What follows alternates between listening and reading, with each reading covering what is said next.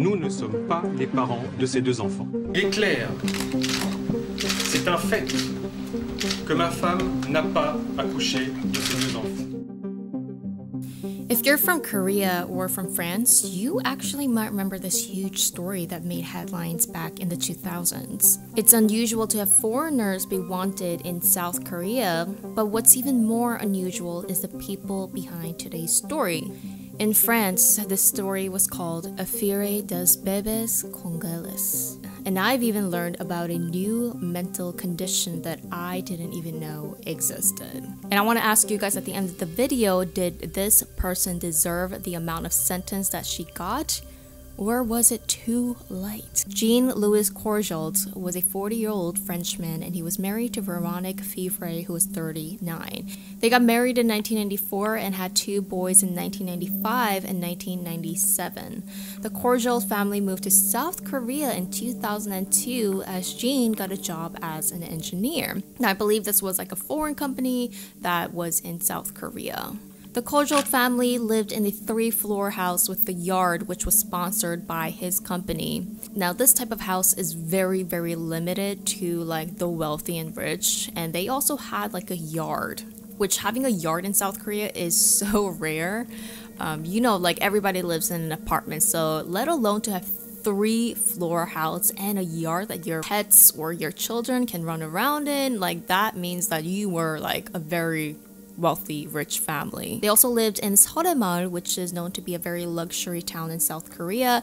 I've been there a couple times, and again, nice restaurants, nice cafes, nice houses. It's such like a nice place to be at. So they were very lucky, and you could tell Jean and the family had money, or at least they were being treated really nice by their company. Now fast forward 4 years in since they moved to South Korea, the family decided to take a vacation to their home country towards France. So the family went to France for a couple weeks, and Jean claimed that he came back to Korea earlier than his family because he had some work and meetings.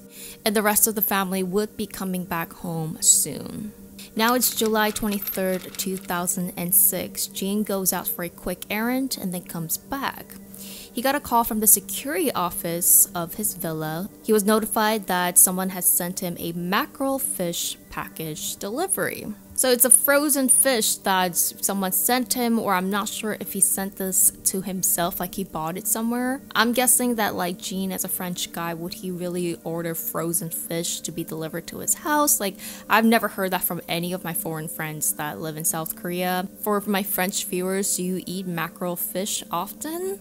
And he was alone, so to have like a lot of fish delivered to his house, like I'm not sure, maybe someone delivered it to him. I'm pointing this out because this is going to be a very important information. So Jean claimed that he was looking through his freezer in his house to make some room for the frozen fish. Now this freezer that he had, it was like a unique 4-5 layer freezer. He noticed that all of the freezer was kind of full, so he was looking inside to try and find any old frozen food to throw out. Now while he was digging, he got to the 4th and 5th layer of the freezer, and he noticed that it was like a medium size, something wrapped in a plastic bag that he thought was just old food. So when he opened it and he looked inside, he claims that he was so terrified he lost his mind. It wasn't old food, it was actually a human baby that was frozen. And it wasn't just one, it was 2 babies in the 4th and 5th layer of this freezer. Jean couldn't speak Korean well, let alone when you're like this terrified, there's no way he could call the police and explain. So he called his coworker to call the police on behalf of him. His coworker then calls the police, they arrive and start the investigation. The interesting thing is the police could not find any suspicious other activity that might have gone on inside of the house. No particular weapons found, no break-ins, no blood spatters, nothing. Just these 2 mysterious bodies inside of his own freezer. Now, the first question in everybody's head is, who are these mysterious babies and who do they belong to? To Jean, he just came back from France and he believed that someone has put it in there to cover up their own devious ways. The only thing that police could do next was to see how long these bodies were in there and how they died. Really interesting, but to see if these bodies were actually born from the mother and then died or died inside as a fetus, the way to check that is to put their lungs inside of water, and if they float, it means that they died after they were born and took a breath.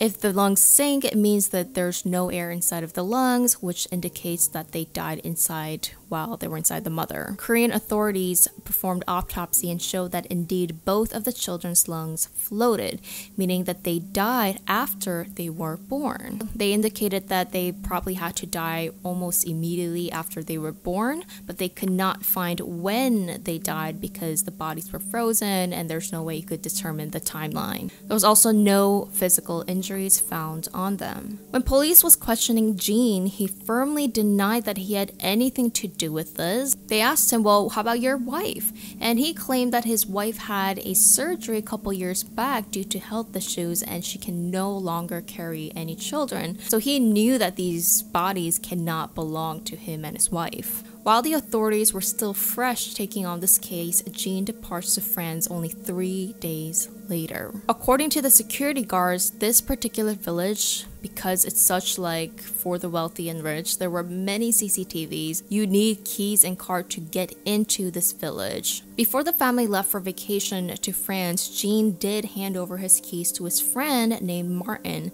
asking him to look over the house while they were gone. Records show that Martin visited the house total of 4 times within 3 weeks, but within all those 4 times he left after a maximum of 6 minutes inside the house. Martin denied all claims that he'd had something to do with this, and police also started to question, well, why would a friend that you're so close to come inside your house and kill someone knowing that people are going to find it? So they did dismiss Martin as a possible suspect. But one thing that the investigators noticed was that the plastic bag that was used to wrap the bodies and the towel that was used to wrap the second body all belonged inside of the house. There were towels with the same color and same brand used by the Kojold family inside of their bathrooms that was used to wrap the bodies. So whoever has done this, even if it was a stranger, they had to use some materials from inside of the house. Next, investigators gathered Jean's DNA from his hair and saliva that he gave to the police before he left to France. DNA testings cannot lie. To come to everybody's surprise, the father of the 2 babies were actually 99.99%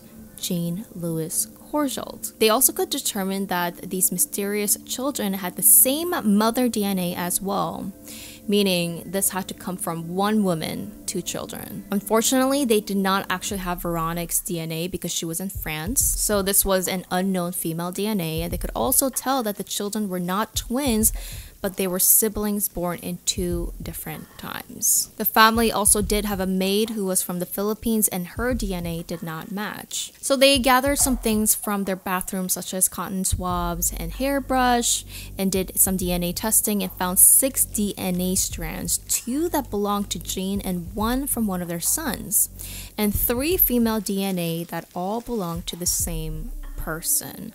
And obviously, who could that be? Although Veronique wasn't physically in Korea, they could see that the female DNA matched one of their son's DNA, their living son's DNA, which indicated that the female DNA had to be Veronique's. The only possible outcome would be that Jean would be cheating on his wife and some other woman was living there as well. So meanwhile, while this information was growing in Korean media, they were obviously trying to bring back and question the Kojold family, but they were not willing to come back to Korea.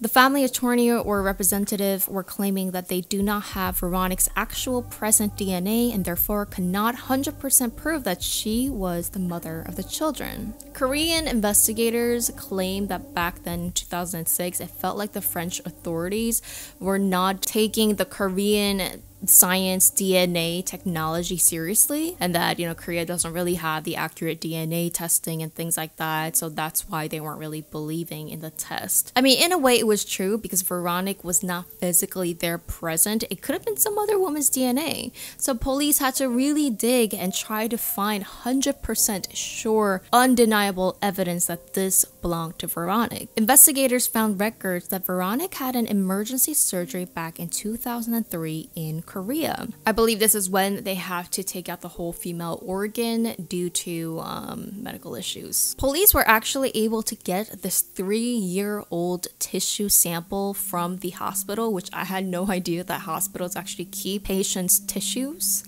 I don't know if they still do that. And now, you cannot deny that this does not belong to Veronique because this is from her actual body tissues that you're testing. After the DNA testing, it was confirmed that Veronique was indeed the mother of all the children. I mean, this led police to believe that these bodies had to be in there prior to 2003. So it's been years, 3 years since they were in there. And then this might also indicate that maybe she had this emergency surgery and medical issues pop up because she did not take care of her body and she was giving birth inside of the house without proper care. On August 22nd, 2006, the family held a press conference in France and denied the DNA results, claiming it was fake.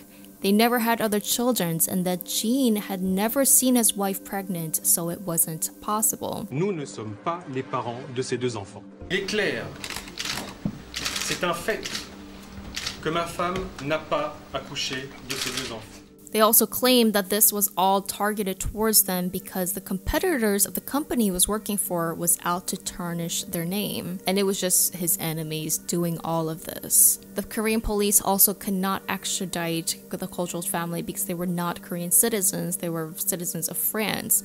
And it's a very, very difficult thing to try and extradite someone that belongs to another country. Not only that, but the children belonged to her, Veronique. So the children that died also aren't Korean citizens as well. So the Korean side all knew that Veronique was the suspect.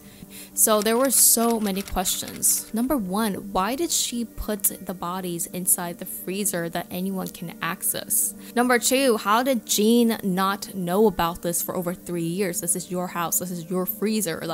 Did you never open the freezer for over 3 years? According to Cultural family's friends, they would have a family gathering and friends gathering, and they would have dinner at their houses, and sometimes they would get ice cream from the freezer themselves. So did nobody notice anything? I mean, to be fair, this was a unique layered freezer, but still, if you knew that you had something to hide, why would Veronique put it in there and tell your friends to go get ice cream from the freezer? Oh, get it yourself, thinking that nobody would discover this? The only thing that the Korean authorities could do was to just transfer the case to the French authorities, and on the French side, they started to do their own DNA testings, and of course, surprise, surprise, the DNA results were the same. Veronique Culjols was indeed the mother. On October 12, 2006, Veronique was arrested and she confessed that indeed she was the mother, and the unbelievable story of why, how, when unfolded. Veronique admitted that she gave birth in South Korea in 2002 and 2003 inside of her home. Yes, inside of that luxurious 3-story house, she did this. Not only that, but she also confessed that there was another body in 1999 when they still lived in France, and this was again after her 2 boys that are healthy and fine, where she had given birth at her home and burned the body in the fireplace. She also claims that she did not tell anyone when this happened back in 1999. So there are now 3 victims. The French media went crazy, and this was called Affaire des Bébés Congolais. And her reasoning behind why she did this was why this case went so sensational. Veronique said, quote, "As far as I was concerned, they are never children. It was a part of myself that I was killing." Basically saying that what came out of her body was part of her body, like an arm or her own legs. And that this was not another human being, another soul. This was just like a tissue from her body that she was just getting rid of. She was absolutely so disconnected to this whole process, which is crazy because, again, they have 2 boys that are, in elementary school. So how could this be? She was also given at least 6 months of evaluation by professionals during her trial, and they declare that she had something called denial of pregnancy, which is when someone who does not want to be pregnant may or may not find out that they are pregnant, and if they do find out, they would forget about the pregnancy and live like it's never happening. So mentally, you're completely blocking out the fact that you're pregos. They just cannot fathom and accept the reality. In severe cases like Veronique's, when they do have birth, they believe that this thing that came out of them is like a foreign substance or like just like a tissue bodily thing part of them. They do not consider it as a child and they try to get rid of it. According to Korean investigators, they were able to get 1,000 pictures that was taken from when they arrived to Korea until they left. And some of the pictures were during the times that Veronica confessed that she was pregnant. And according to the investigators, they could not tell at all from the pictures that she was pregnant. One witness that used to be a friend of the family say that one time they were at a pool gathering and Veronica had to be around 7 months pregnant. She was wearing a bikini or bathing suits and nobody could tell she was pregnant. So how could this be? How could someone that actually is carrying almost their last term not show? So professionals claim that this is a real thing when someone has denial of pregnancy, that the body also responds in the same way. So in the case of people who have denial of pregnancy, the baby and the organs all itself, the whole body would position itself in more of a vertical way and kind of stretch out vertically so the stomach does not actually stick out. They also say that one of the reasons is because the child inside also knows that it's being rejected by the mother, so it intentionally tries to hide and not let it be seen. Which is crazy because it further proves how powerful your mind is and what you believe actually manifests into your whole physical being. They also say that most likely the baby does not move inside the body at all, again, in order to hide itself. On top of that, females might also experience bleeding, which they will confuse with periods, so that further tricks the mind and like feeds into their belief that they're not pregnant at all. I thought that was so crazy because I knew that the human mind was strong and like whatever you think happens in real life, but I didn't think it would like go that far to the point that it affects like whole organs and another child and another like living being inside of there. There's also the opposite case of this, which is imaginary pregnancy, where women who are desperately wanting to be pregnant starts to believe that they're absolutely pregnant when they're not, and their body also responds as if one is actually carrying a child. So in that case, their stomach would be getting bigger and bigger when nothing is in there. So again, the mind is so powerful and your body reacts in the way that your mind thinks. Veronique was sentenced to 8 years in prison, as the French court did consider her condition to be the reason why she murdered her own kids. But because it was a mental condition, it drastically lowered her sentence and she was able to avoid the life sentence. She already has been released in 2010, so she was actually released early. Jean was never found guilty and his case was dismissed back in 2009 because he claimed that he never knew about this. Claims that Veronique always wore loose clothing and never saw her stomach come out, so they cannot prove that he knew about this. Now, my personal question that I had was, look, I get that these conditions are real, but they're adults. These two are full-grown adults, and why would they not use protection? Like, they knew 1 + 1 = 2. They already have 2 kids,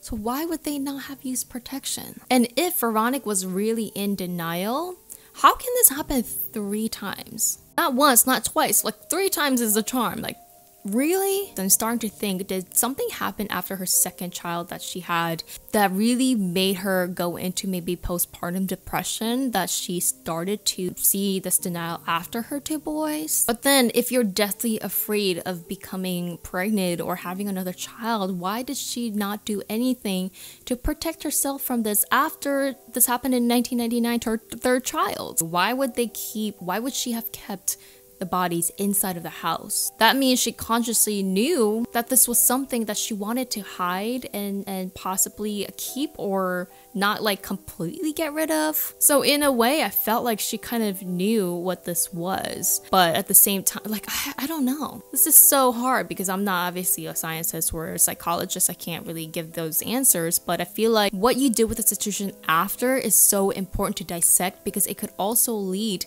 and prove that this person absolutely knew what they were doing, that they are guilty. Why would she have to keep it inside the freezer for so long? So I feel like that part kind of confuses me to think that, did she really not know? Did she really think that this was just part of her body tissues? Now let's talk about Gene. It is a mystery. Did Gene really not know about this or not? I mean, I guess if he knew, why would he have come to Korea, discovered it, ironically, and have called the police? Would he have just kept the secret forever? If he knew, maybe because he knew that his family was now back in France and he could just kind of give some kind of excuse saying that, no, I don't know whose babies these are, and just go back to France. Was that his plan all along?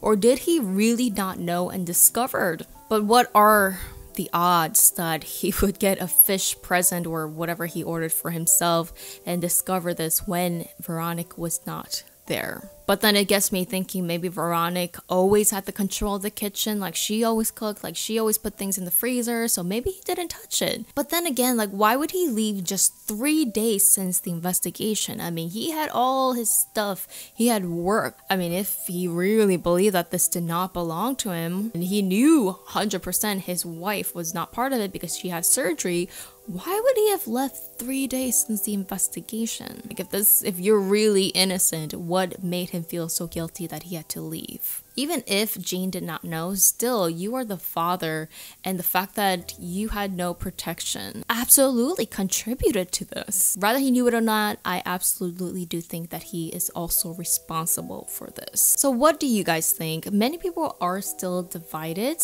They do believe that Veronique absolutely deserved, way longer sentence than 8 years, or let alone 4 years that she was only in prison. I mean, what does this mean for the justice system? How about the justice for the 3 beautiful souls that was taken away and their suspect ended up being their own mother? Where is the justice for these lives? I mean, technically, like, the Kojal family denied it first. They had a whole press conference over this. And then when the French police did the DNA test, that's when Veronique started to remember everything and then confessed to what happened. So I feel like at least one is still conscious and aware of what has happened to a certain point. I personally don't believe that Veronique is 100% innocent just because she had this condition. I think to a certain degree, she absolutely knew consciously what she has done. I would love to know your comments and your opinions. Remember to hit that like button. It really helps me out a lot always. And hit the notification bell because I do premieres now and reply to all my early birds. And check out Blackout Bingo. See you in my next video. 저도 나중에 커가지고요, 받은 거를 다른 어려운 사람들한테 베풀어요. 로버스 파이팅!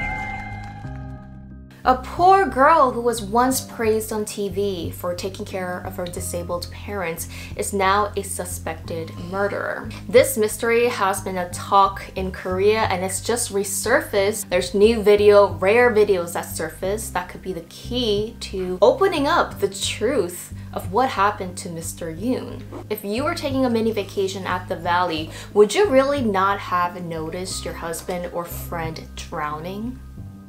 In early 2020, a woman wrote to an investigation program, 그것이 알고 싶다, or unanswered questions. She wanted the show to talk about her unfair treatments from the insurance company after a family tragedy. The woman was named Lee. She was 28 years old back then in 2019, and she claimed that her husband, Mr. Yoon, who was 39 at the time, died of an accidental drowning while they were with their friends having fun at the valley. She was entitled to up to $800,000 of insurance money, but the company denied her claims, and she was claiming that the insurance company was threatening them and this was unfair. They were doing unlawful things. Basically, the insurance company claiming insurance fraud.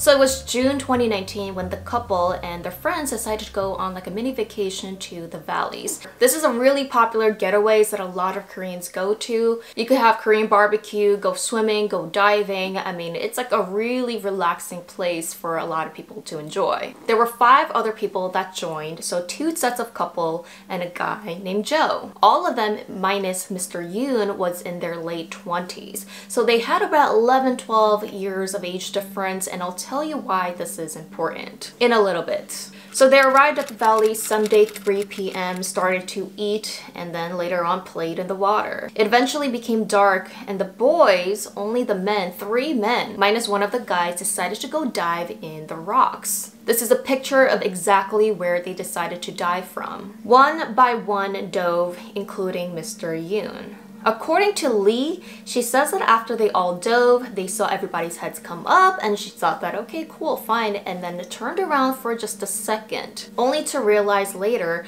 that Yoon never came out of the water. According to Lee, she never heard or saw Yoon gasping for air or splashing or yelling at all. She says that when they turned around, the water was calm and he was just nowhere to be seen. They did call for help, and it was approximately 30 minutes after Yoon was missing that help arrived. Unfortunately, by then it was too late and Mr. Yoon passed away from drowning. Autopsy also confirmed that he died of drowning, and it was ruled as an accident.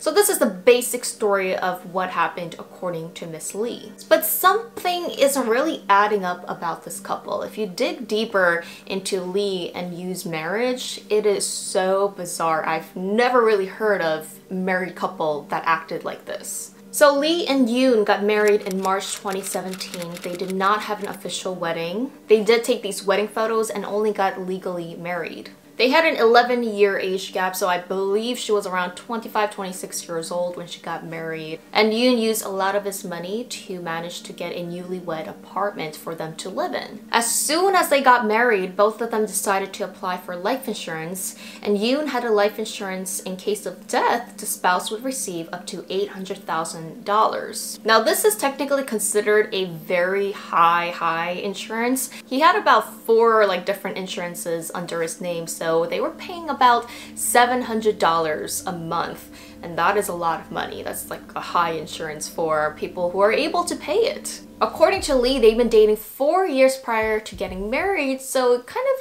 tells you that they were really close to each other. They were really tight.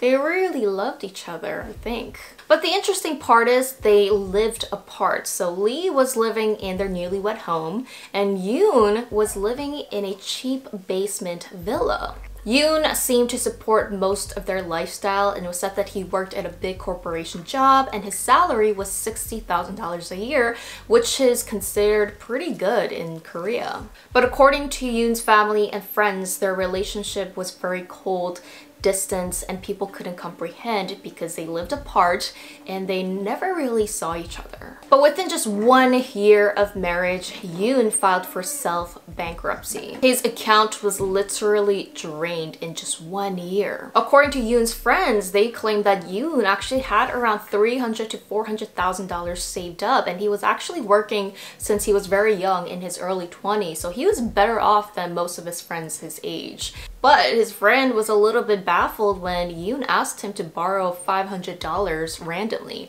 I mean, this was a man who made good salary and had a lot of money saved up, so why would he need to borrow money from his friends? If you see these photos, It seems a little uncomfortable. I mean, you could tell the body language, like she's just huddled up. There's a couple of photos with them and you can never tell if they're a real couple or not. They seem more like friends. Even more shockingly, there's text messages between Yoon and Lee. And Yoon texts Lee, "If you get any money, please buy your husband glasses and sneakers. My shoes are ripped. It's a little embarrassing. I sent all my salary this month to so-and-so. I don't have anything. Please just send me $10.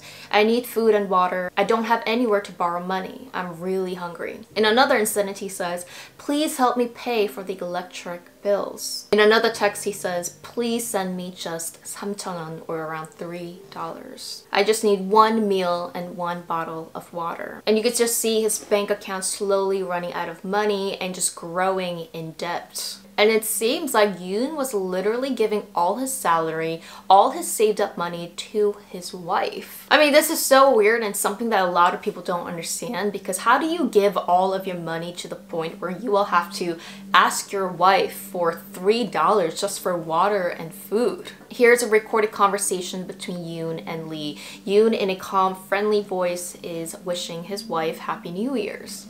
여보세요? 새해 복 많이 받아. 새해 복 많이 받아. 어디야? 나 지금 큰 집. 아이고, 신정이라고 큰 장 갔구나. 그래, 들어가서 푹 쉬어. If you guys don't speak Korean, I don't know if you could still tell the tone in her voice, but you could just tell she does not want to talk to this guy. Like, she's like annoyed. She just hung up really quickly. I mean, it's New Year's, you haven't seen your husband, they live separately, and it seems like he's just trying his best to get through to his cold wife. It was 3 years into the marriage now, and she always claimed that she was too busy to see him, and even frequently not picking up his phone calls. And later on, we will find out that according to some of the friends, especially the people that went to the valley with them, they actually didn't even know that she was married. She even introduced Yoon, her husband, as a close oppa, a close person that she knows, to most of her friends. They had absolutely no skinship, no touching with each other, like...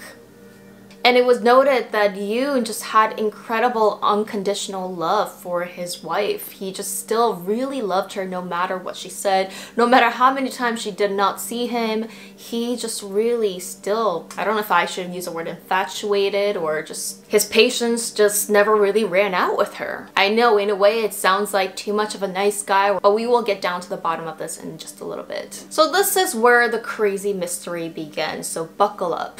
So it was actually, I believe, the family of Mr. Yoon that led for the insurance to block the payment to Miss Lee, because the family claimed that it was suspicious that he would go diving when he actually doesn't even know how to swim, nor let alone he was the type of person to really enjoy outdoor activities. So here's a version of what happened in the valley that day according to the witness that was there, and she was actually one of the girlfriends of the male that was there. So she remembers that throughout the day they were doing a bunch of like dares, and they were making Mr. Yoon do things that was kind of uncomfortable. So at one point at night, when it got dark, the two men decided to go diving from the rocks. Lee then said, "Oppa," to her husband Yoon. "All the boys are diving, you do it too." He strongly said no because he's very afraid of water, he doesn't know how to swim. So eventually she grabbed a life vest saying, "Fine, I'll do it." That's when Yoon said, "No, fine, I'll just do it." So everybody remembers that Mr. Yoon jumped last, so nobody pushed him. The female also remembers him coming to the surface, turned around for a moment, then heard a loud yell, which is a little different than what Lee was claiming, because she claimed that there was silence. She then claims that she saw Joe with a tube trying to swim towards Yoon. But because he was swimming so slow due to the tube, she was yelling at him to take it off, like go faster, like throw the tube or something. Once he took off the tube, Lee grabbed her and said, "Let's go get another one." And then they went up to the rocks a little bit, so she didn't see what was going on within that couple seconds or minutes. They came back with the tube and saw Joe standing in another part of water from where Yoon was last seen. He was yelling, "I don't see him, I don't see him. Hyung, where are you?" To her, and according to all the witnesses, it was clearly an accident. There was no way that there was any foul play. So shortly after, this is when they called for help, and unfortunately it was too late. So who is this Joe guy? He was another 27, 28-year-old who was supposed to be just a friend of Lee. But according to their friends, they were actually boyfriend and girlfriends, Lee and Joe. Again, they later found out that Yoon was actually her husband. So everybody was confused, like what is going on? Like what is this weird relationship? Why are you bringing your husband and your boyfriend to hang out at the valley all simultaneously? From what we know right now, it seems like Lee told Yoon that Joe was just her friend. So later on we find out that C, who was one of the guys who dove with them and who was the boyfriend of the female witness, he was actually very close to Lee, and he introduced Joe to Lee in 2015. The two men who dove with Mr. Yoon and who were all at the valley, they are all weirdly connected somehow. There's also a CCTV of the day where Yoon is being picked up by Lee with his car while Joe was actually in the driver's seat. He was the one driving. So weird. I'm just thinking what Mr. Yoon was going through. Like, you're having your wife being picked up by her close friend with your car coming to the basement that you live in, and you guys are all going to some party mini vacation together. That's just so awkward, and people are wondering if Mr. Yoon really knew of their secret relationship or not. I mean, how could he not? But at the same time, he was just so in love with her that I think he gave so many benefits of the doubt.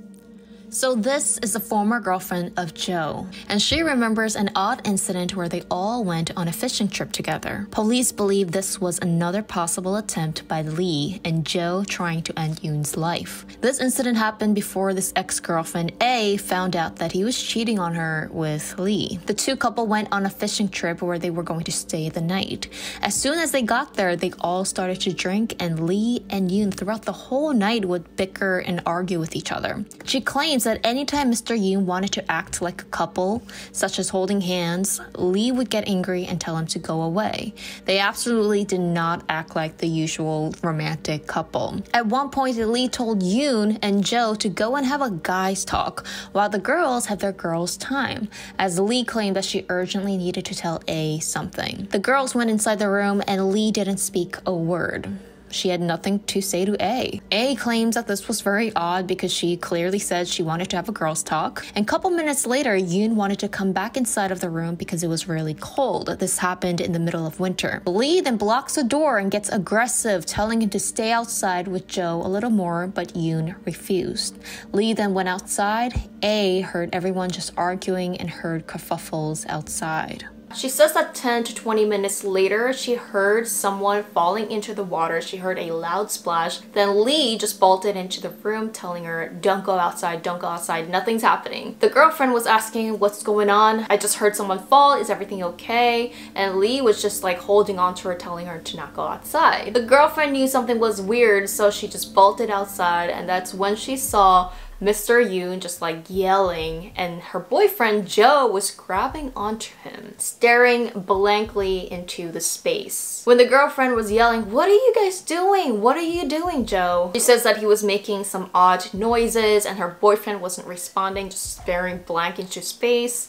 And eventually they swam back and she was just like, what the hell is going on? Like, are you possessed or something? When they came out of the water, Yoon started to yell, Lee, you pushed me. Lee said, no, what are you talking about? The couple started to argue about other times when he thought that she did something to him. It was just a weird negative trip that this ex-girlfriend remembers. When this witness statement came forward, police soon realized that there were two different incidents when it seemed like Lee was planning to murder her husband, Yoon. The first encounter was in February 2019. There's actually text messages of her sending to Joe, I fed a lot of blowfish blood in his food. Why isn't he dying? The second incident of her possibly trying to murder her husband was this time during the fishing trip. Some theories of why the fishing trip encounter was so bizarre to this ex-girlfriend was because they believe that Lee pushed Yoon inside the water. Joe got in the water with him and was trying to hold him down inside the water. But this plan failed because the ex-girlfriend went outside, witnessed the whole thing, and by the time that Joe probably heard his girlfriend screaming and yelling, what are they doing? He was probably staring blank blank into the space because the plan was to possibly drown Yoon. Just 2 days after Mr. Yoon passed, there's CCTV footages of Lee and Jo going inside Mr. Yoon's basement apartment. Both of them were still wearing their funeral clothing. They go inside and 40 minutes later, she comes out just grabbing a jacket. The next day, Jo is seen with another female going into Yoon's apartment, this time grabbing the whole computer. Why is he entering the house and not, let alone the family or at least Miss Lee? And what was inside the computer that they desperately wanted to take? When police went inside Mr. Yoon's apartment, one thing that's really sad that they found was that there were a lot of contracts for different apartments that he was in debt for that they were constantly asking him to pay. And even papers applying for personal bankruptcy in 2018. I mean, he was in a lot of debt that he was supposed to pay for. And recent evidence that Mr. Yoon all this time for 3 years was sending his own money up to $30,000 to Lee's friends. The insurance company says that his life insurance was active and inactive multiple times because they were not able to make the payment. Their insurance payment every month was around $700. I mean, he couldn't even eat. Not only that, but coincidentally, because he wasn't really paying for his life insurance, it was set to expire on July 1st. 1 day before Mr. Yoon passed away. So finally, 3 years after the incident, there was a new rare videos that was released to the public. And this just tells such a different story of what happened that day and how much fear that Mr. Yoon actually had of water and how the friends were treating Mr. Yoon. In the video, you see 2 men, which is Jo and C. Yes, the 2 men who also dove with Mr. Yoon later, playing around, pulling the victim's tube farther into the deep end. C starts to shake the tube, then it gradually gets rougher and rougher. At one point, the guy is holding on to the tube and you see the victim trying to pull away his hands. He tries to swim away, but then they come back and try to pull his tube again. You also see Mr. Yoon trying to cover his ears like he's terrified. And in the recording, he says, "Let's stop." Jo then says, "No, I won't stop." Mr. Yoon says, "I'll apologize. It's now childish. It's not fun anymore. Please stop." Lee's voice is then heard in the background and she says, "Hey, so-and-so, go flip the tube together." You could generally tell that Mr. Yoon was not enjoying this. I mean, some people might see this and be like, oh, they're just playing around, like whatever. But if you think about it, Mr. Yoon is like almost 40. He was 40 basically. And the fact that these grown men are trying to like submerge someone into the water like it's funny, like they're like 10 years old, it just seemed so rough and weird for them to do that. And earlier I said that the age difference between Mr. Yoon and the rest of the people were around 11 to 12 years of age difference. And this is important because in Korea, someone that much older is considered like young or like as a senior, and the junior kind of respect boundaries that we have in Asia. The fact that they were treating this young, this older person as like a toy to play around with when he clearly said to stop just seemed so uncomfortable for a lot of people to watch. In another footage, the friends claimed that they had no knife to cut open a watermelon. So they did rock, scissors, papers, and scissors, dare, and whoever loses had to open the watermelon with their head. Yeah, cracking a watermelon with your bare head. It seems like Mr. Yoon lost the game and he's seen trying to open it. You could clearly tell that he was in pain and it's not really a funny joke anymore. Then Lee yells, "Oppa, you gotta hit it harder, oh my god." And it seems like they made him do it over and over again until it actually opened and not as a joke. I mean, he was the oldest and they were in their 20s and you could just tell the vibe was just not mixing. I mean, not that you can't hang out with people just because you're 40 and they're in their 20s. Like, you could just tell the personality and who Mr. Yoon was versus all these other people that was there. Their personality, their vibes just did not mix, and it was as if they were just silently picking on this poor guy. And maybe they thought that, you know, they could push him around because he was just so nice and he didn't really say no or stuck up for himself. And people believe that because his wife was there and he wanted to show that manly, nice side of him and trying to like appeal to his wife, that he went through with all these dares even if he really didn't want to. It was as if he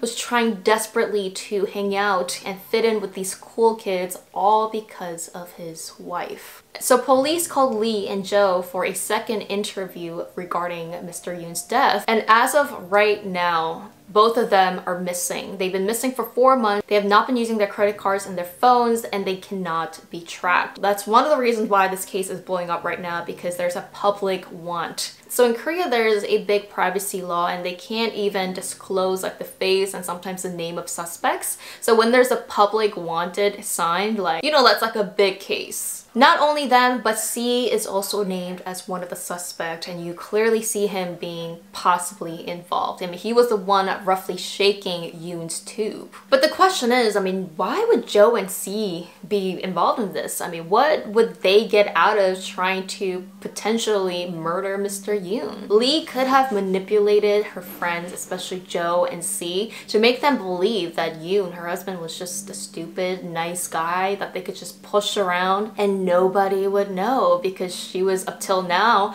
able to get every last piece of penny from Mr. Yoon, and he did everything that she asked for. And shockingly, there's evidences that Yoon sent around $200,000 to Lee's account, where she ended up sending that money to Joe and her other family members' account. This is like getting my blood boiling. Like, I'm just trying to wrap my head around this. Like, what was Mr. Yoon thinking? Like, what was his mind going through? Like, how much did he really love her?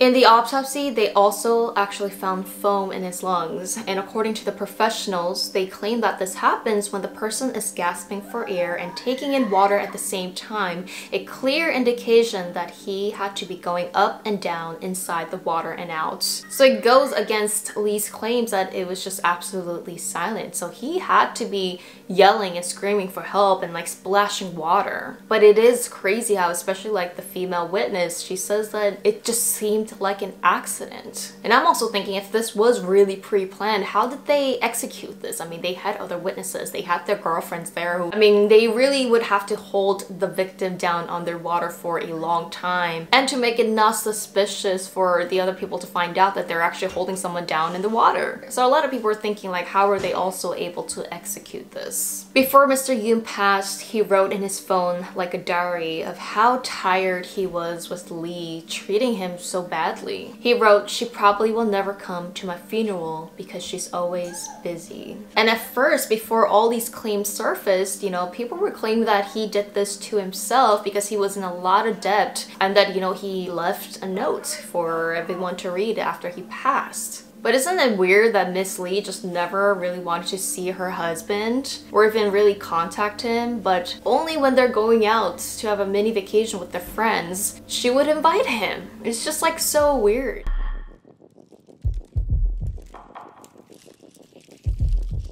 So Miss Lee is just getting pooped on by the media and netizens. People are just digging through her past and who she really is. And she just has a really, really complicated, strange past, especially when it comes to her love life. Since she was 15, she was caught by the police multiple times of having a 조건 만남, which is arranged meeting for probably monetary exchanges, if you know what I'm talking about. Also, while dating Yoon in 2015, she marries another man, then breaks up right away. Not sure if Mr. Yoon knew about that, but probably not. She also has one child from a previous relationship, so she is a mother as well. Then in 2017, she gets married to Mr. Yoon. Even more weird and suspicious, it is reported that in 2014, Miss Lee went to Thailand for a vacation with her ex-boyfriend, where her ex-boyfriend died drowning while snorkeling together. It was ruled as an accident back then, but because of now, they're re-investigating into this case if Miss Lee actually had something else to do with this. But as of right now, the family of this ex-boyfriend claims that she did not receive any insurance money, so there isn't enough information that she did this out of some kind of benefits. There's also a rumor out there that another ex died in the presence of Miss Lee in a car crash, but this seems to be a rumor so far. The police cannot find any information about this. Even more shockingly, I feel like I said this many times, when Lee was just in the 6th grade, she was actually in a TV program where, you know, it's a TV program where they help poor families reconstruct and build their house for them for free of charge. So Lee actually came from a very poor family, and both of her parents were disabled. Back then, she was praised as the girl who was taking care of her disabled parents living in poverty, and people had a lot of sympathy for her. 저도 나중에 커가지고요. 받은 거를 다른 어려운 사람들한테 베풀어. So ironic, right? Someone that wanted to help other poor people ends up taking money and making other people poor. Some people say that because Lee grew up in a poor family taking care of her disabled parents, somewhere along the way, like her thought process just changed. It seemed like maybe she got so tired of helping out the poor, she didn't want to work for it anymore. She found out ways to manipulate people to get quick money, and that's what it seems like she did. And it seems like for Lee, what drives her is just money. It's like monetary reasons for anything. Maybe she has some kind of a sob story that she told Yoon and other people, and Mr. Yoon just happened to be such a nice giving guy that he really fell for her traps. A lot of people are wondering, like, what do they see in this girl? Like, how seductive does she have to be? You to fall in love with someone and like a girl asking you to help murder your own husband. Like what was the exchange? Was she giving him so much love to Joe that he was just in on this? What was in this girl that she was able to use so many men to get what she wanted? Isn't it really funny, crazy, and so evil how she literally called the biggest show in Korea in order to get her money? She literally potentially murdered and killed her husband and called the biggest show in Korea to look over her quote case so that she could get her money. Literally A to Z, her life, everything is about getting money, and she wanted that insurance paycheck even after she killed her husband. Regarding Mr. Yoon, professionals say that it seems like Mr. Yoon was so afraid of his wife leaving him that he had to use what she loved, money, in order to win her love over. It was as if Mr. Yoon was completely dominated and imprisoned by Miss Lee's and psychological torture. I know a lot of people say, well, why didn't he run away? Why didn't he break up? Blah, blah, blah. For people who have met people with certain type of manipulation and gaslighting, you just don't know how bad you have it until it ends, and you just take a step back and you're like, whoa, this is wrong. People are wondering though, even if they get caught, do they actually have enough evidence to charge them for murder for that specific Valley incident? Because technically, according to other witnesses, nobody pushed him or like made him jump in. They really have to find out if, you know, someone held him underwater, and if it was planned, how they really executed the whole thing. Is there any physical proof and evidence? I think it's really important that even if it's your family, your close friends, you need to know how to say no and stand up to yourself. Someone guilt tripping you and asking you for a lot of money when it's your own, and when you say no, they all of a sudden get offended. That is absolutely wrong. You never want to be tamed by someone to that degree. Remember to like this video, share, and if you happen to see these people, call the Korean police. Thank you so much for watching, and see you guys in my next video. I haven't got chills in a long time when I was researching crime cases, but this case has taken chills to another level. How far can you call art an art? If one has a different view or perspective on what they consider is true art, would you try to understand them? This is Korea's darkest case that shocked even the global news. So I tried to actually wear bright clothing so that you guys could at least take a look at some bright fashion while you're watching this video. And remember, you guys, just by hitting the like button, taking 1 second, half a second to hit that like button, it really helps my channel out a lot, and let me know that you guys love watching these crime videos. Remember to hit the notification bell because I reply to all my early birds, and I usually reply to a lot of my Instagram followers, so remember to check out all my social media. So in 1982, two kids were playing in the woods, and they were playing hide and seek with each other when one of the boys started poking into a pile of leaves. They started poking and poking, and at first they thought that it was a mannequin. Like, what is this huge doll doing in the woods? But then they soon realized that this wasn't a mannequin or a doll, it was a real human body. It was later revealed that it was a body of a woman who passed away, and because it was winter, her body was like almost frozen. It seems like the body wasn't there for too long until it was discovered, so they were able to gather fingerprints right away. Apparently, I guess if the body has been there for too long, fingerprints go away. This lady was revealed to be a a 24-year-old who worked at a part-time job at a barbershop, and her name was Miss Kim. Interestingly, she had no other marks on her body that she has been violated or had been attacked. How did such a young, beautiful lady end up in the woods all alone? So the police started to backtrack and interview the people that was around her to see who she was with last. So they went to a barbershop where she worked at, and her coworker said that they heard Miss Kim say that she was going to take some photos, that she was going to start her modeling career, and that she was really excited about it to try and make some extra cash. So this photographer that she was frequently meeting turned out to be a 42-year-old man named Mr. Lee. His real job was actually fixing heaters. He was a VIP member, a frequent customer to that barbershop that Miss Kim worked at. Now I've heard that it's rumored that this barbershop was an adults-only barbershop. You guys know what that means. So apparently back in the 80s, 90s or something like that, adult places was actually hidden in barbershops. So I guess this was kind of a sexy barbershop, I should say. Mr. Lee was known to be a semi-famous photographer around that town due to his unique art. His art consisted of never seen before, fresh, extreme, and shocking content. And in a little bit, we'll get to a little bit more about who Mr. Lee was. When police first went to question Mr. Lee at his house, he of course claimed that he had no knowledge about her, that he was a VIP customer at the barbershop, but that he had nothing to do with Miss Kim's disappearance. The police really couldn't get through this guy, but the moment that they asked him, hey, okay, well, can we see your art? Supposedly, he got really excited about his artwork, and he said, yeah, sure, you want to see my art? Like, he was really proud, and he really just wanted people to see his photography and his creative skills. So he let the police in, and once they got in, police was shocked at what they found because they have never seen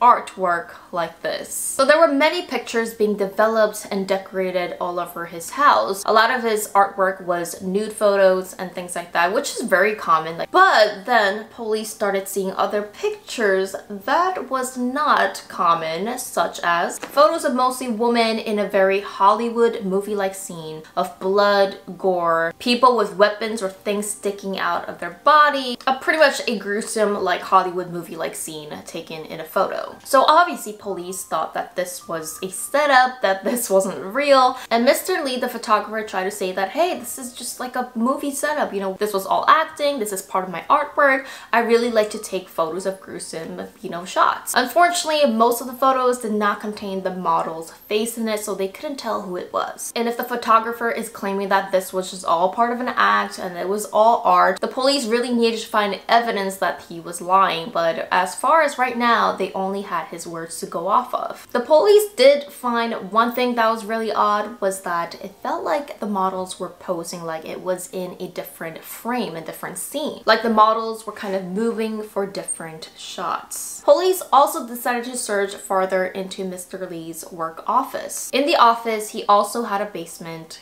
where it was covered in wallpaper, like someone freshly redipped the wallpapers. So one of the investigators tore out the wallpapers, and voila, they found a roll of film tape. He changed his statements multiple times, and at first he said that, you know, he didn't like those photos, so he was just kind of throwing it away and just stashing it in the walls. But when this particular film tape was developed, it was photos of Miss Kim, exactly in the position that she was founded in the woods with the leaves. In total, there were 21 photos taken, and when questioned by the police, Lee now changed his statements. I did take photos of her, but I left right away after the photo shoot. She probably self-harmed herself after I left. All we were doing was acting in the photos. The photo concept is to be in pain like in the movies, and concluded to the police that they don't have any evidence that he actually physically murdered Kim. Later, as police started to grill down even harder on him to get the truth, Mr. Lee again changed his statements to,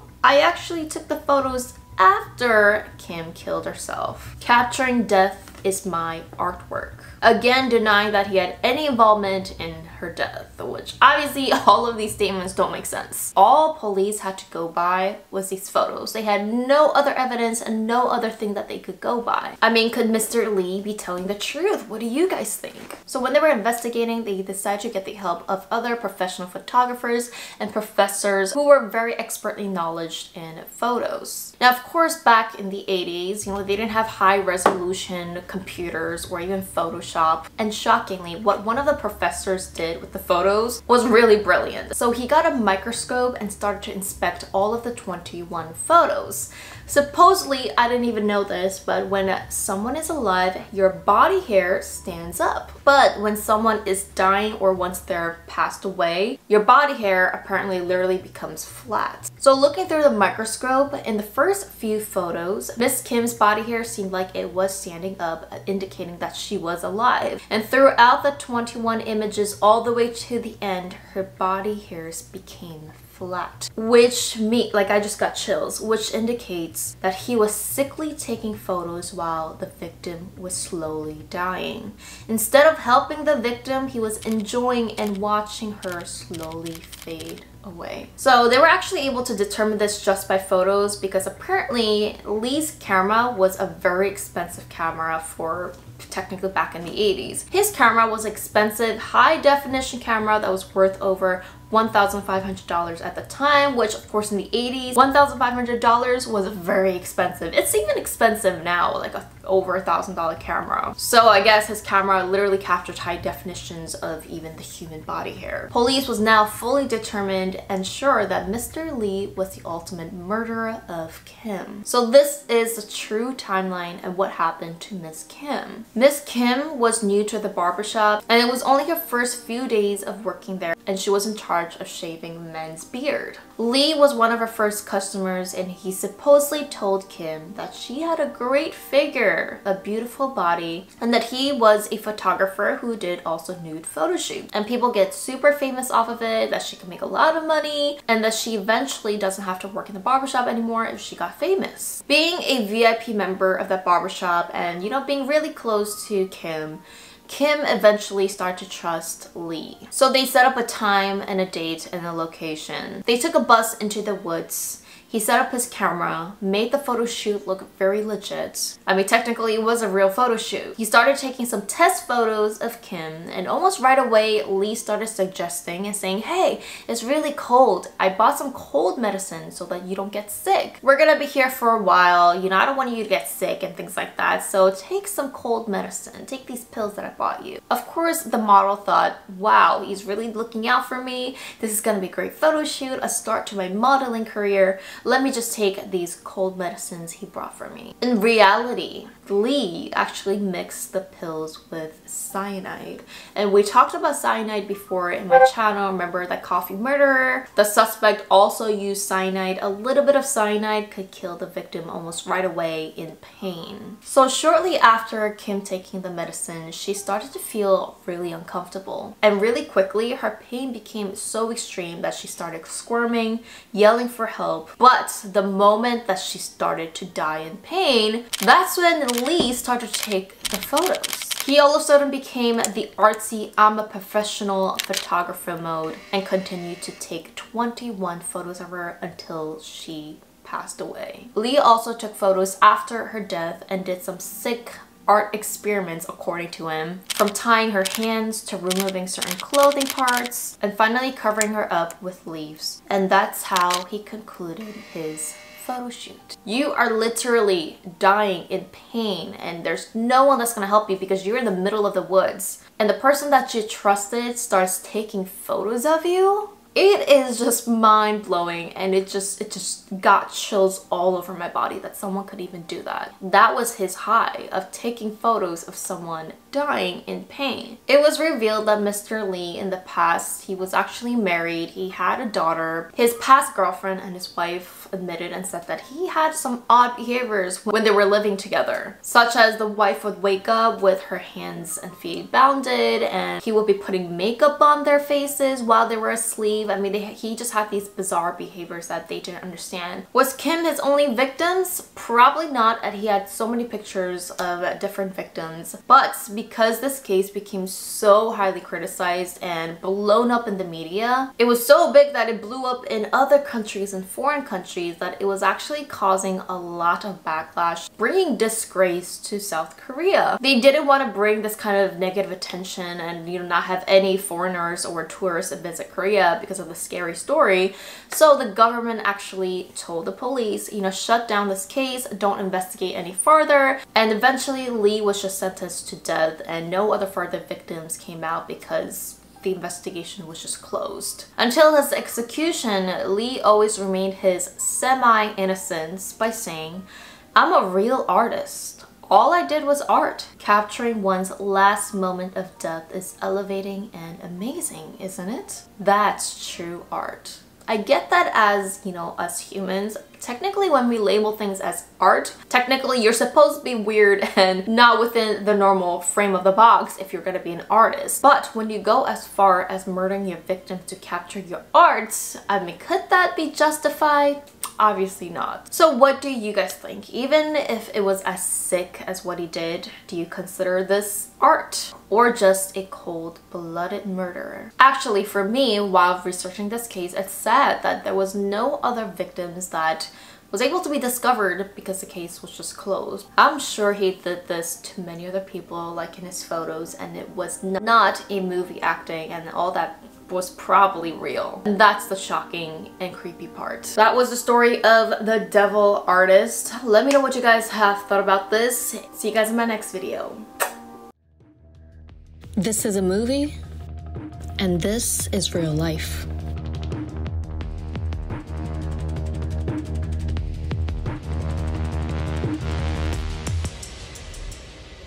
This dark history of South Korea was something that not a lot of people knew about, and the forgotten story just resurfaced recently in the last few years. Did you know that a concentration camp called the South Korea's Holocaust, or the real-life Squid Games-like area actually existed? And this is hopefully the last known dark camps, at least in South Korea. The story only became public and the public was outraged because of these famous documentaries 꼬꼬무, 그것이 알고 싶다, and took on the story to find victims who never talked about this for over 25 years. It will shock you of how these places that you seem like you hear from World War II days in Auschwitz happen also in South Korea.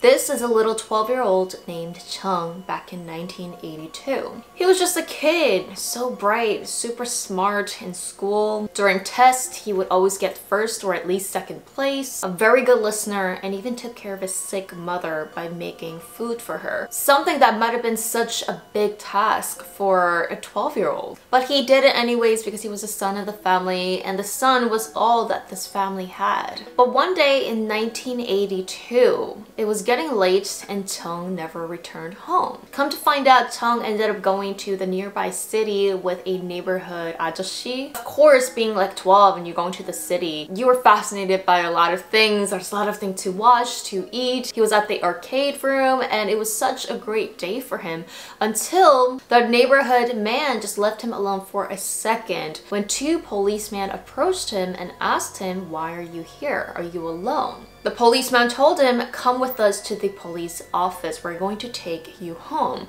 And of course, being 12 years old, naive, and thinking that these are policemen, obviously I could trust them, he ended up following them to the station. Little did he know that this would change his life forever. From then on, time to time, children would just go missing, vanished without a trace. This is Miss Lee, and in 1983, she was just 7 years old. Her little brother and herself were out, and again the police would approach them and they just followed. After being in the police station for a couple hours, they told them that they would take them home, And as soon as they left the station, there was a white van waiting for them. I mean, legit, starting from the van, it really reminded me of the movie. Because in the movie, you know, you had these secret vans that would just take people and they would vanish without a trace. These kids were then forced into the dark van with no explanation, and they realized they weren't alone. There were many other kids and adults and people just mixed, shoved into this tiny van.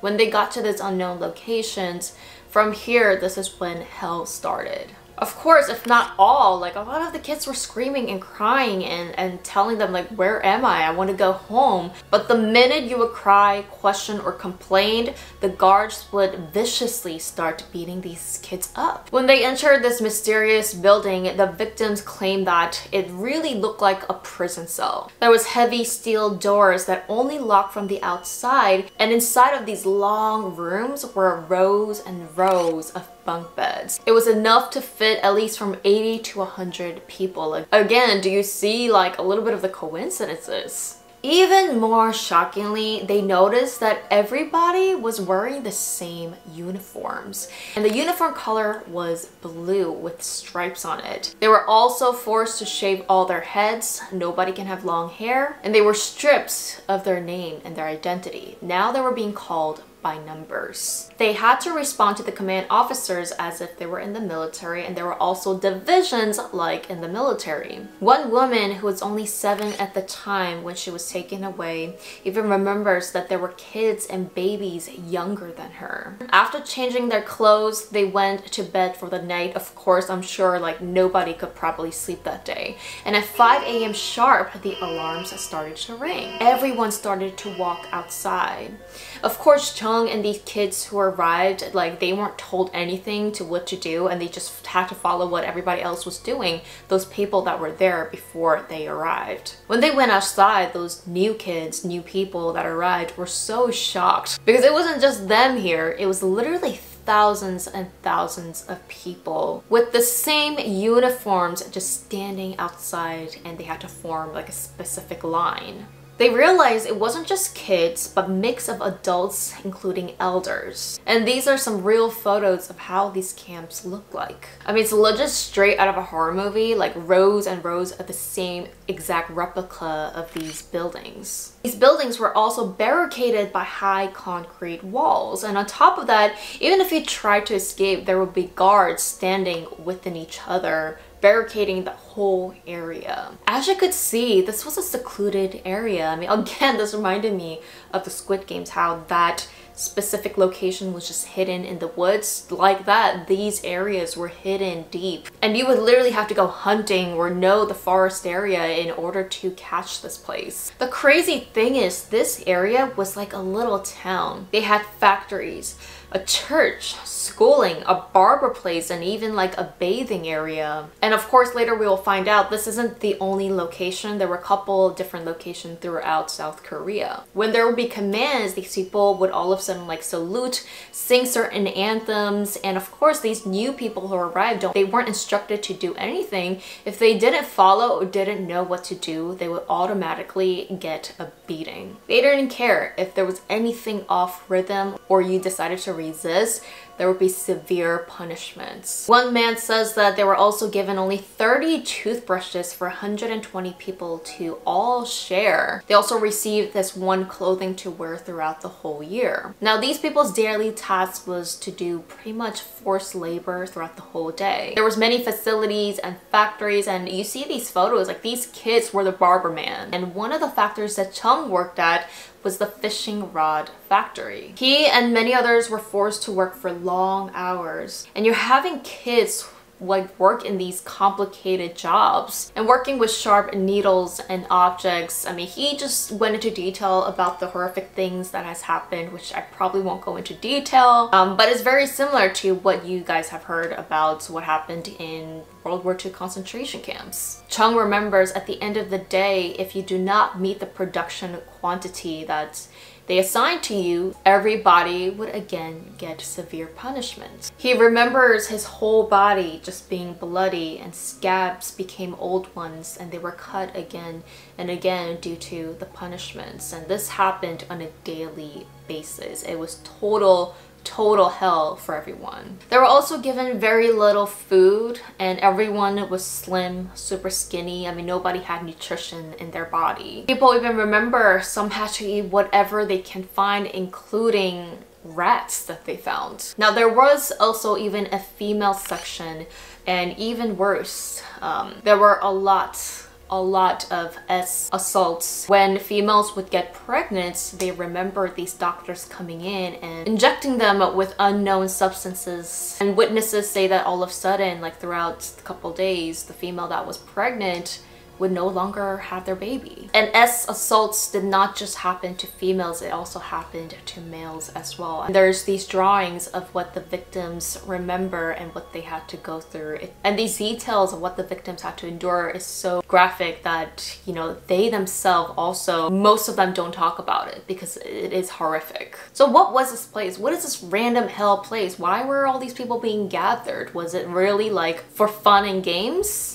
And why did no one know about it or try to save these people? So it turns out this place was called 형제복지원, or Brothers Welfare Center. It was supposed to be known to gather homeless people, people who didn't have a place to go, like didn't have families, aka people who were deemed unfit for society. It was the government's program giving these people a second chance, sweeping them off the streets, including like disabled people, and putting them into this welfare center where they are supposed to have jobs, they have an education, they go to church, you know, they get food. It was advertised on TV as this amazing place that the government gave as a second chance for those who had no homes. But 70% of these people that were put into these camps weren't people who were just homeless. They were like random people that the police or whoever would just force them in. This is Mr. Choi. He was taken at the age of 14, and he remembers the guards SA them in front of everybody. Like, these guards did not care. This happened in front of everybody during the time when they were supposed to go to sleep. He says that it was like a wild animal safari there. There was absolutely no humane part of this at all. And people did try to flee. There were many people who tried to flee, but they claimed that actually almost nobody was able to flee because the guards would catch them, and soon they would find out their friend who tried to flee yesterday never came back. And that's because the punishment was often death. I think the saddest part about hearing the victims, Mr. Chung says that when, you know, all these things were happening to him, especially SA, he says that, you know, as an adult now, in a way feels shame. He feels shameful that he went through this when it wasn't at all his fault. Now, how about the disabled people who were taken there? What happened to them? And the witnesses claim that there was a zone where disabled people were put into, and they claim that this was literally a zombie zone. They called it the zombie zone, literally, because the disabled people were actually kept all drugged up. They were all in like a zombie-like state, and they can't fend for themselves at all. 2 years like this passed, and Chung now became 14 years old. Surprisingly, one day he noticed from far away a very familiar face, which was his own father. So parents of kids like Chung who all of a sudden went missing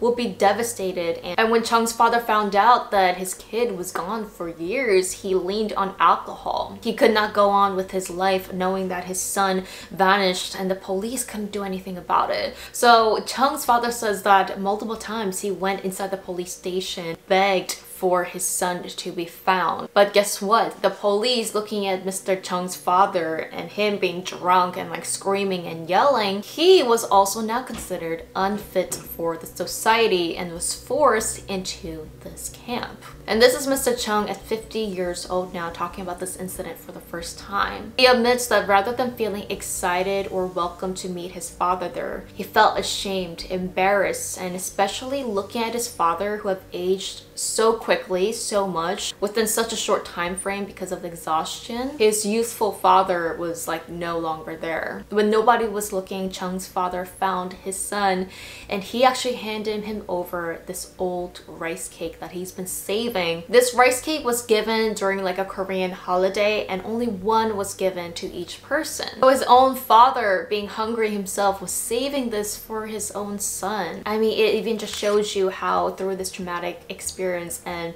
everybody having to suppress their human emotion, that for a lot of these people, that humane part just never was able to be stripped away. I think one of the also sickest part about this was that this welfare center was promoted as like a God-giving place. The owner, the boss of this place, and a lot of these people were portrayed as praying, you know, believing in the word of the Bible. And yes, they were forced to sing these anthems and church choir songs. And these victims say that they were being preached about how this was what God has commanded. So they were literally being brainwashed in every single way that they can, and just to use religion, you know, and God's name and Bible to do these horrific things is one of the sickest part that people just cannot get over. It was December 1986 when Mr. Kim, who was working as a prosecutor, was on his day off and decided to go hunting. He was walking around the forest with his co-workers looking to hunt for things when all of a sudden he noticed a couple people like from afar, and he noticed that the interactions with these people were super odd. Besides these labor workers, he noticed guards with long sticks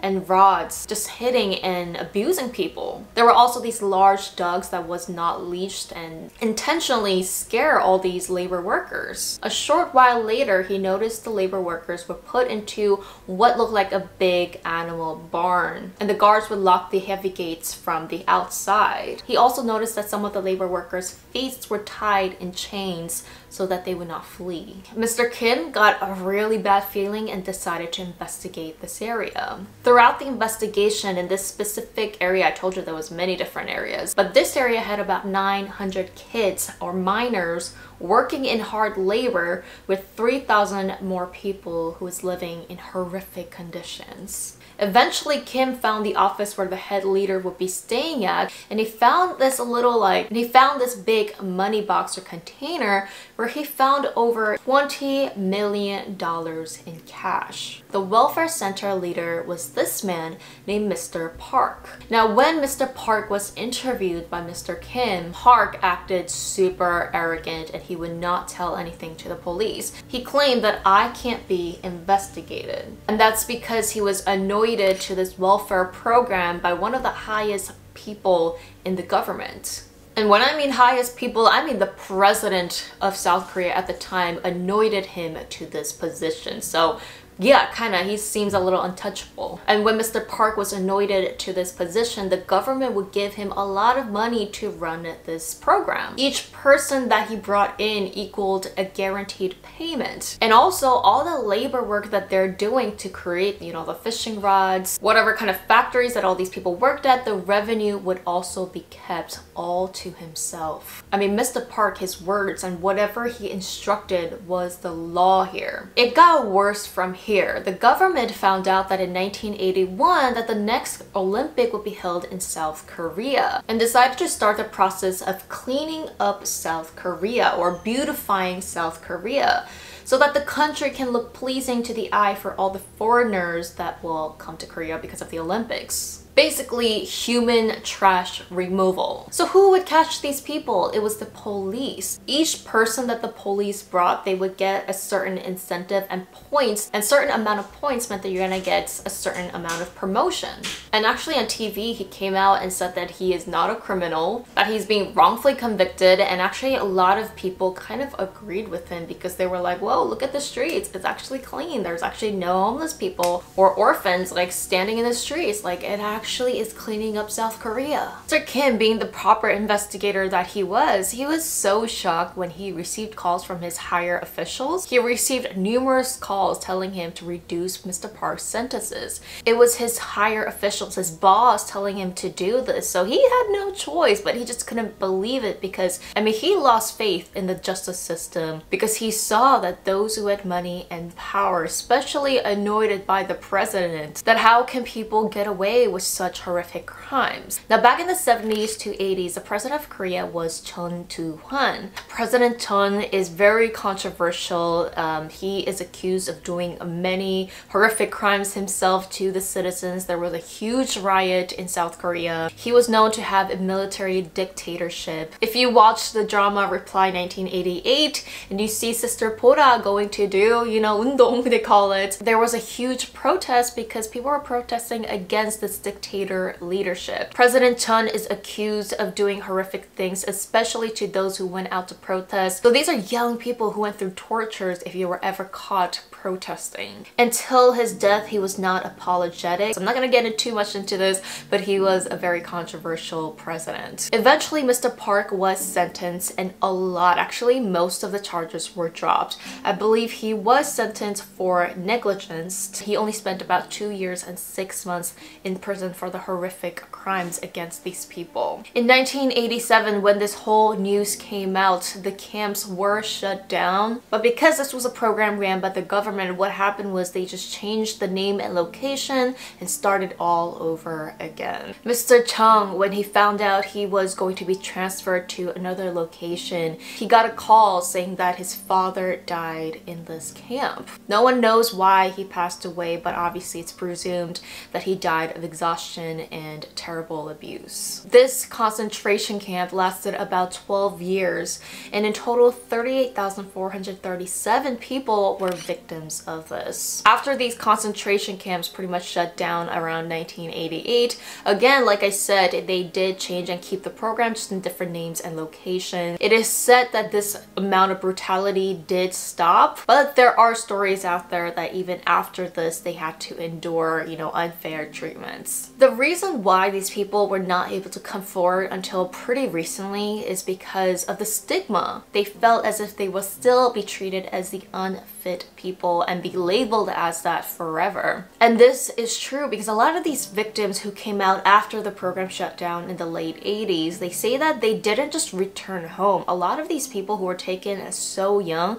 they couldn't find their parents anymore. They had to stay in other facilities for homeless or the orphanages. And a lot of them had to be put to mental facilities because throughout all those abuse, druggings, and going through all these trauma made a lot of these kids not developed as a fully healthy functioning adult. Another man who went to the camp with his older sister, fortunately he's okay, but his sister became a disabled person after all the traumatic abuse. It was only in 2012, 25 years after the incident, when one by one those who survived this camp stood up in front of the courthouse, finally gathering up the courage to protest and get justice. At first, Mr. Han was the first one to speak up about this, and he was literally like one-man protester in front of the courthouse. Quote, he said, "I am 37 years old now, but the story I'm speaking is from my 9-year-old child self. The most important thing we're looking for is to find normal again." Unfortunately, the court or the police, whoever said that the statute of limitation was long over, that they could not do anything about it. On top of that, Mr. Park, the one who was supposed to be in charge,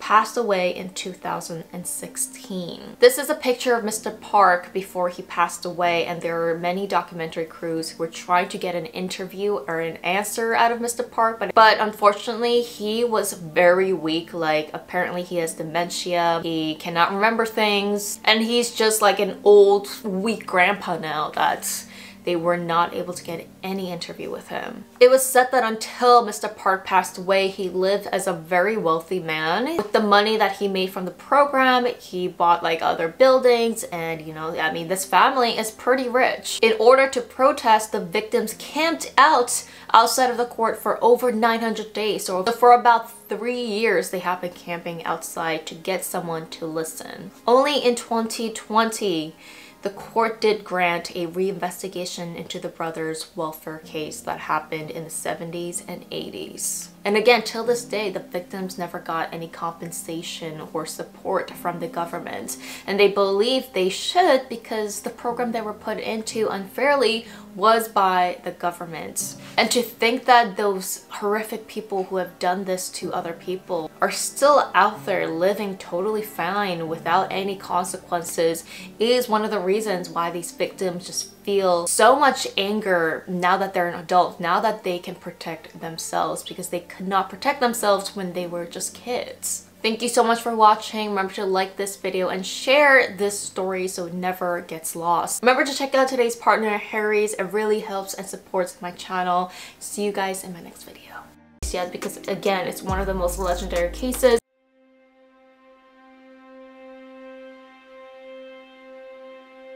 What does the first female serial killer in Korea look like? As most of the suspects of the cases I've covered are males, you'd be surprised of how Korea's first female serial killer was able to do her evil deeds without even touching the victims. She was also one of the last and rare females to be sentenced to death in the country. Her story will be the definition of a cold-blooded killer. For this person to be named the first, I feel like it happened more recently.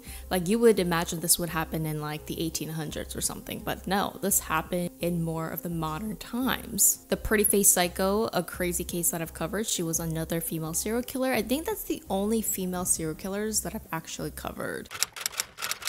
It's October 31st, 1986. It's Halloween Day, but it was not celebrated at the time in Korea. Still thought it was a very interesting date. Hwan has a friend who asked her to go to the sauna with her, and they were both in their late 40s. At late at night, around 10 p.m., jjimjilbang or Korean saunas are the most casual, relaxing place that you can go and spend your time.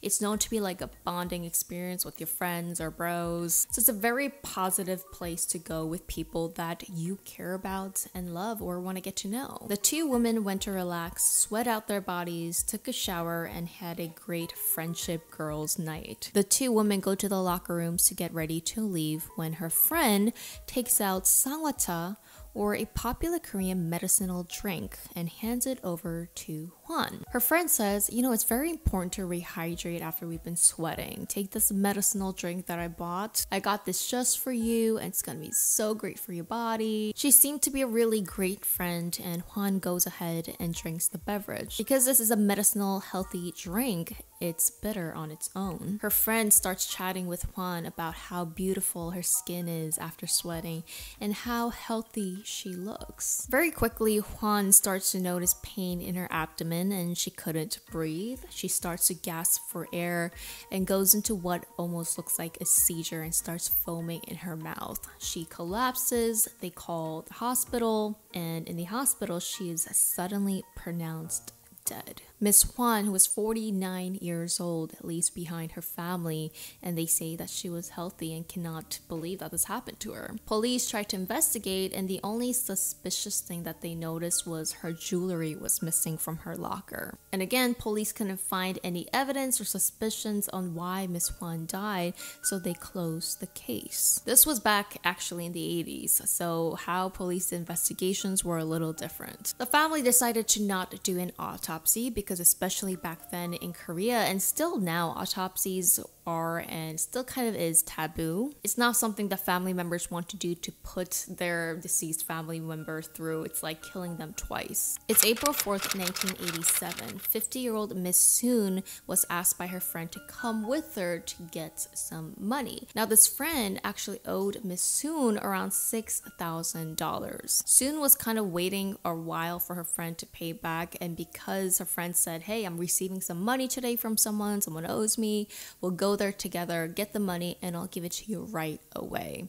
So obviously Miss Soon, who's receiving the money, said yes. The two are riding the bus and chatting, and the friend always brings up something nice to talk about. She has a very bright and kind personality from what it seems. On the way, the friend offers Miss Soon a drink, thanking her for letting her borrow the money and having a small talk, and thought that this was the least she could do to offer her a healthy drink. Miss Soon, of course, being offered a drink by her friend, drinks it, and soon she starts to have trouble breathing, her stomach having the worst cramps she has ever felt. Again, seizure-like symptoms with foaming in the mouth, then suddenly collapsed. The witnesses remember that the victim was kind of shouting, "The drink tastes funny. I think there's something in my drink," and then she collapsed. She was sent to the hospital, and unfortunately, Miss Soon also was pronounced dead. Again, autopsies being taboo, the family decided not to pursue it, and so the case seemed to be cold. It's now February 10th, 1988. a friend asks her friend B to come with her to get some money. So the same scenario, a friend saying that she has someone that owes money to her, who owes money to friend B, so she was gonna get that money and pay back to her friend. Now this lady owed friend B about $1,000 and promised that she'd repay her ASAP if she just came with her. I mean, not gonna lie, I would too. You know, if someone owes you money and they were like, hey, I'm gonna go get some money, I'll give it to you right away at the spot, I would totally come with her too. So the two friends go to the town of Shinsadong and they go to some building and waits outside. Now when they get there, friend A says, oh my god, he was supposed to be here. Why is he not showing up? I'm so angry. I guess he pulled a fast one or whatever, and the two friends decide to go home. So friend A promised to make things right, and on the taxi back home, she offers her friend B a drink. She says, I'm sorry, like he was supposed to show up. Take this drink, you seem tired, like I promise to pay you back. Of course, she takes the drink from her friend, takes a little sip, and she soon starts to feel ill. That's when friend A suggests to her friend B, drink more. Oh my god, you should drink this. It's gonna make you feel better. Are you okay? Now, friend B starts to get a little suspicious and tells the taxi to stop, and they get off, and she just tells friend A, I'm gonna go home. You go by yourself, and she just left, feeling a little suspicious about this drink that she was given. Surprisingly, friend B recovers, and a little while later, friend A comes back to her house asking if she's okay. Hey, I have the money, $1,000 that I owe you, and she gives the money. She seems like she's really worried about you, and your suspicions kind of go away because she paid you back. It's March 1988. And an elderly man, 73 years old, decides to go visit some family with his daughter. And while returning from this trip on the bus, his daughter offers him a nice medicinal drink for him to boost in his energy since he's old and they're on the bus. It was a long trip, and of course it's your daughter offering you a drink, so you take it and you take a sip. As expected, same symptoms: foaming in the mouth, vomiting. He drops to the floor and he's pronounced dead at the hospital. This time, this elderly man's family requested for him to be cremated immediately. The hospital declared that this was probably a heart attack due to his elderly age, and the case was closed. Police did notice by this time there's so many people dropping after drinking something, but they could not connect the dots yet because they had no solid proof or evidence. It's April 1988, and 46-year-old C has an older sister. They decide to meet up and they discuss about the money and family, and a family tragedy that happened to them,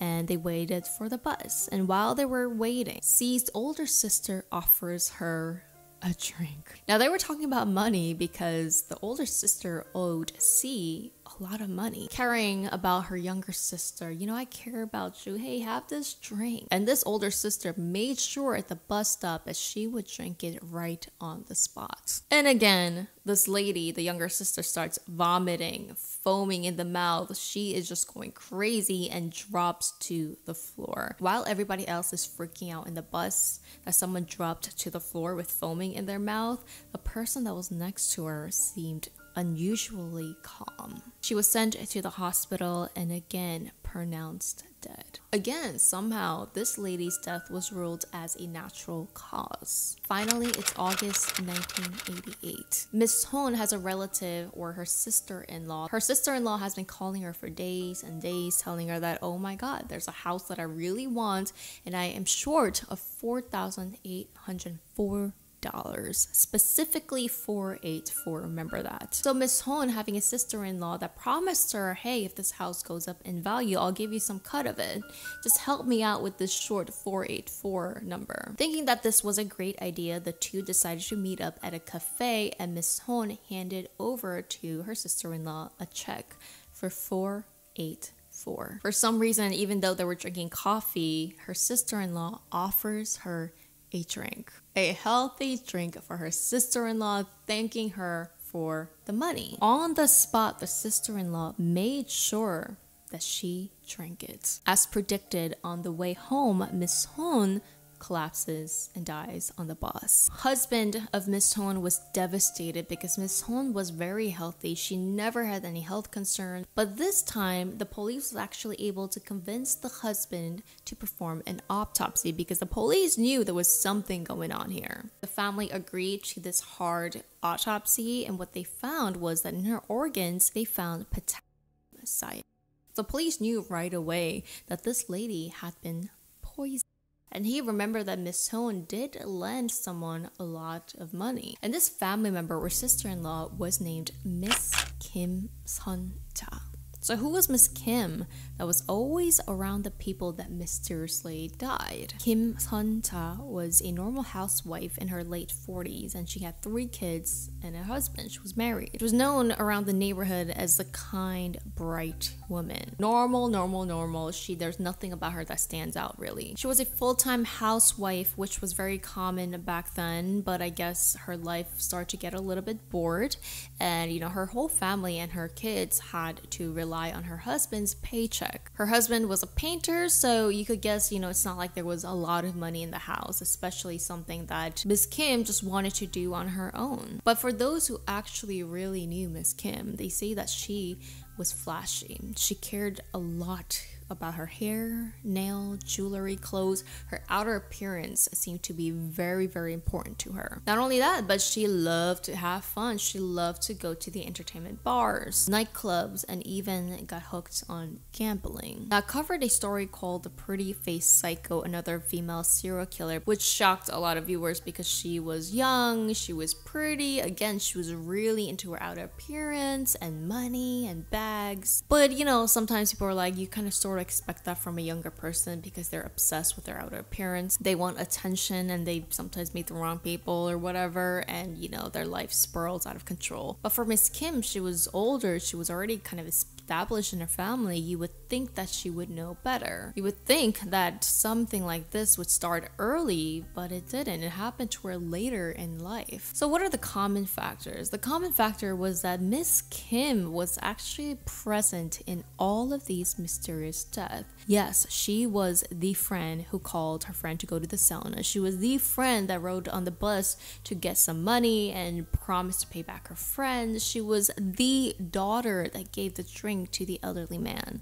And she was the older sister of that younger person. And she was the person that gave the drink to her friend in the taxi that surprisingly actually survived. She was present in all of them. I mean, what is the likelihood that most of the people that come into contact with this lady dies? Another common factor that the police found was that to all these people, Miss Kim borrowed money. So she had a lot of money that she borrowed and owed to all these people minus her father, because we don't know the true story about that. And for example, the 484 number to her sister-in-law. Police believe that this was an example of a psychological trick that she used, like a specific number so that the person feels like they're being genuine and that they genuinely have like a reason to spend this money on a house, as they said. And it just seems like they know what they're doing and like they're really in a hurry and that you'll help them out. Another crazy, creepy trick that she used was that the taxi friend that survived the whole thing, she went back to apologize. That taxi friend was the only one that Miss Kim decided to pay back because she knew that she was under suspicion, which allowed the friend to relieve any suspicions under Miss Kim.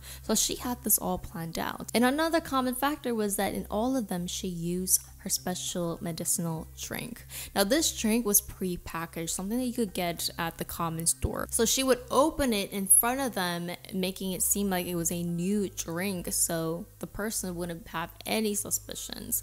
And the false pretense and the act that she was giving someone a health drink also masked her real intentions. She wanted money for herself without working for it and to never pay it back because she spent it all. She spent it all on jewelry, on her bags, on gambling. Now police knew that she had something to do with it, but they needed evidence and they decided to interrogate her. And when she came in, she was loud. She was screaming, they say. She absolutely denied all accusations, telling the police to bring any evidences and prove it to her. Now the police actually were able to convince all of the family members that mysteriously died, and they were able to do the autopsies. But the only person they couldn't do was Kim's own father because she had him cremated. Now this led police to believe that did she cremate her father on purpose so that they cannot find any evidence at one point if she was caught, which is savage that you would do this to your own father. So eventually all of the autopsy showed that yes, there was psi inside of the organs of all these victims. That was not enough and police needed to find hard physical evidence. So they went to Kim's residence and she was living in kind of like an older house at this time. So when they raided Kim's house, she was angry. She was yelling and screaming at the police and it was hard for them to do a job because a lady like this that goes crazy whenever she's under suspicion, you know something is up. What police found was all these missing jewelries from the people that mysteriously died. Jewelry from her own sister the day that she passed away. Jewelry from the sauna woman that mysteriously died. They also found a check from Son, her sister-in-law, for the house deposit, which this money was deposited under Miss Kim's account. But this was not enough. They did not find any psi, any poison that might be in her house. And right before police was about to leave the house, one of the female officers had to use the bathroom really bad. This female officer says that she just ran to this outdoor bathroom that Miss Kim had, and while she was doing her deeds, she saw a little bit of a crack opening inside of this wooden bathroom. She stuck her fingers and popped something out, which later we will find out was the actual psi that she used. This was a little powder patch that she would put into her little drinks, pretend that it's new, open it in front of her victims, have them drink it in front of her so she has confirmation, and that's how she went about to kill the victims without touching them. The fact that she would pick these healthy drinks because they have a strong taste to begin with, to trick her victims and to trick her victims into thinking that she was doing this for their own benefit, gives you into a look of what kind of person she was. She had no empathy, she had no sympathy, she just pretended all this time to fall into her traps. How savage and scary is that? Like, you can't trust anybody. I mean, she did this to her own father and her own sister. Her own sister, younger sister, died, and on the day that she passed away, Miss Kim literally stole her bag, which had some cash and jewelry that belonged to her. Like, she literally took her friends all the way to whatever building, a different town, and waited for this fake loner that owed her money and took them on a bus or a taxi to literally kill them in front of the public so that it made her not suspicious. Like, she thought about all of this. And another creepy thing that, again, people noticed was that that younger sister who dropped dead and that the person next to her seemed bloody cold. And the witnesses were surprised to find out that this person was her own sister. She has absolute no care and soul for other beings. When she was presented with all these evidences, Miss Kim did confess, and her entire motive was for money. She borrowed, spent the money, and killed the victims so she doesn't ever have to pay them back. She was convicted of only 5 people, as 1 survived, and 1 was her father, whom they could not prove because he was cremated. And in 1989, as the court saw that she was dangerous to the public and she had no empathy, she was sentenced to death, where in 1997, just before the temporary stop of death sentences in Korea, she and 22 others were among the last ones to receive the maximum punishment. I think it's even more scary the fact that, number one, she did this to people had no grudge against her. She only borrowed money from these people. It's not like they had beef or they had drama. Number 4, she did this to her own family member. Her father, why she did this, no one knows. The fact that you don't want to pay back your sister money, so she had to kill her. I'm sure if Miss Kim was evaluated, she would have been somewhere around the psychopaths, as a lot of psychopaths seem very charming and confident and seem very normal on the outside. That's why she was able to have all these people help her out, and they thought that she was a super normal and kind person, and their narcissism is like to the max, but you can't see it. That's the scary part. None of these people, including her own family members, saw this. Let me know what you guys have thought about today's story. Hitting the like button always helps me out so much, and check out today's partnership, Lomi, and if you have any case suggestions, email me right there. See you guys in my next video. Stay safe. This case is named one of the most legendary unsolved cases in South Korea. This specific suspect left a peculiar clue behind. Until this day, we don't know why the suspect painted the nails of the victim. We're gonna go inside the mind of this killer and see what was going on inside his head. I can't believe I haven't covered this case. So this particular case happened back in 2003 and it's still unsolved today, and it's been almost 20 years. It happened in the Pocheon area of South Korea, and there was a girl named Hyuna. Hyuna was in her second year in middle school and she was just a bright student. She loved hanging out with her friends. She was a very hard worker and she was just getting her life started. She was just in middle school. Now on this particular day, her and her 4 other friends after school decided to hang out at one of the friends' houses. They were hanging out just like any other girls, talking about boys, what happened in school and things like that, and it was almost 6 p.m, a little bit past Hyuna's curfew. So Hyuna said goodbye to her friends and she decided to walk home. Now from her friend's house to back to her house was only about, her mother says, 5 to 10 minutes. That's a very short walk. Now to remind you, this area was a little bit, what do I say, like a little bit rural area. It wasn't like a Seoul city kind of areas, you know, so there was a lot of dark alleyways, and I believe this happened in the winter, so you know, sunset goes down really early. Now she started walking to her house and called her mother, which was exactly 6:18 p.m. or through the Korean police time where they go by 24 hours, which was exactly the 18th hour at the 18th minute at the 18th second when she called her mother. So again, we're playing that number pattern and game here. Do you guys believe that? Especially with my other videos when we talk about the Korean actress. Synchronizing numbers seems to happen in these cases. Again, that could be just, you know, a theory. So she was just telling her mother that she was on the way home and that she was gonna take the shortcut because she was past her curfew. Now 10 minutes, 20 minutes, 30 minutes, an hour, couple hours passed by and Hyuna just was nowhere to be seen. Her mother called her shortly after and her phone turned off. It was 9 p.m. Hyuna didn't return home, and actually Hyuna's father was in the military and I think he was a bit of a higher rank, so he was able to get some help to the police right away just to try and find their daughter. At first, to the police, usually when teenagers go missing, they declare it as a runaway. But it seemed like Hyuna wasn't the type to run away. I mean, she was a very good student. She just called her mother. She was happy in life and there was nothing that made her point that she would run away from her home. Now, it was 23 days since Hyuna went missing when the police finally got some clue. In the area, which was about 4.5 miles away from her house, police found Hyuna's missing bag, socks, school uniform tie, gloves, and her school notebook. Another month passed by with no sign of Hyuna herself, but police also found some more clues. They actually found her cell phone, but the battery was detached. Back then, if you guys are too young, they used to have cell phones where the battery was detached,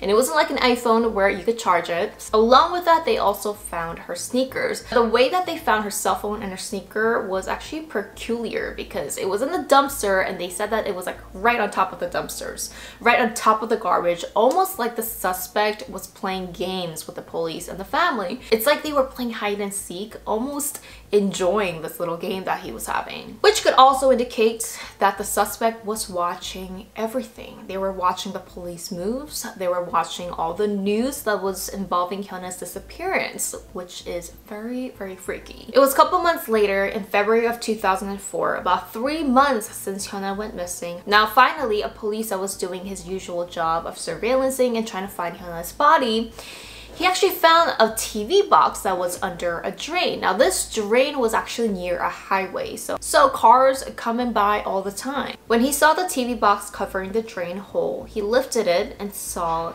a body. He saw a feet first, and it was a young female. She had nothing on, and later she was indeed identified as Hyuna's body. This area was about 1 mile away from where her belonging was found and about 3.7 miles away from her home. So you could tell the suspect definitely lived somewhere around the area, somewhere in town, and he knows this area very well. Now police thought that this TV box had to be related to the suspect, so they actually traced the serial number of the TV to see who bought it in hopes that the person who bought it would be the suspect. But later, they concluded that actually the box was just thrown away by the delivery man, and he just threw it away kind of like garbage, just like a lot of people do on the highway. So unfortunately, police concluded that this delivery man had nothing to do with Hyuna. There was also some farm equipment that was found along the area, and again, police was able to trace back, and it was concluded that this particular farmer actually lost the item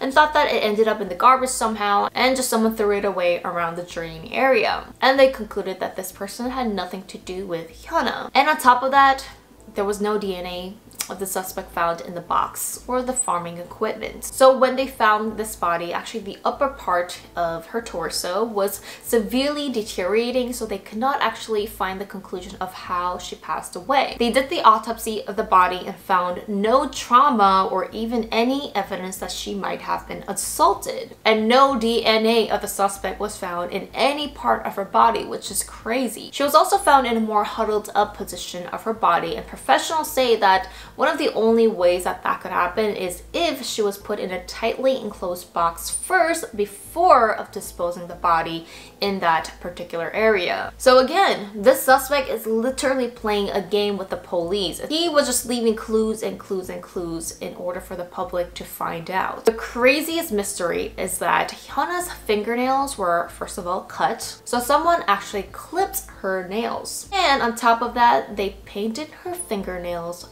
and her toenails red.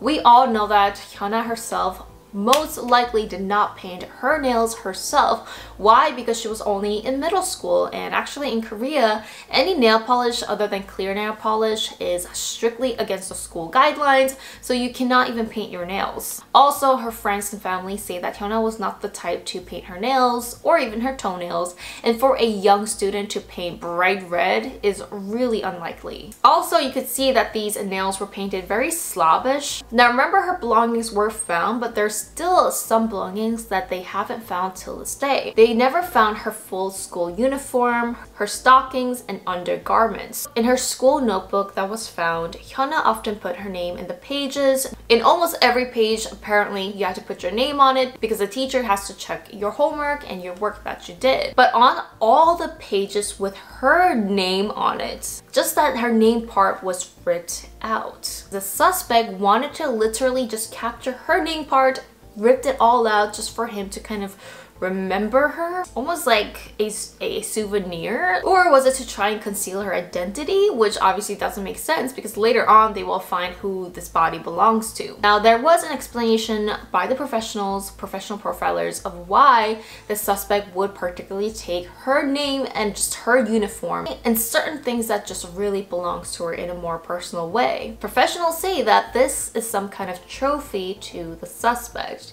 They take these to remember and take pride in what they did. But what is the meaning of the red nail polish? In order for police to try and find out who this nail polish belongs to, they did a chemical test of the red nail polish and try to match it with as many nail polish that's out there in the market in South Korea during that time. And none of the nail polish that was found in stores actually matched the nail polish that was found in Hyuna's fingers. So this could indicate that maybe it's not nail polish, maybe it's like paint, maybe it's acrylic paint, maybe it's car paint. It could be pretty much anything. So this was the only clue that we have right now that could possibly lead to the suspect, which is the red nail polish. So going back to that time, police tried to look for any suspicious of a man, which they had this idea that it was most likely a man who bought nail polish at a makeup store, especially back in the early 2000s, and even now, like, men don't really buy nail polish. Now there was a woman who worked at a beauty store near the area who remembers a particular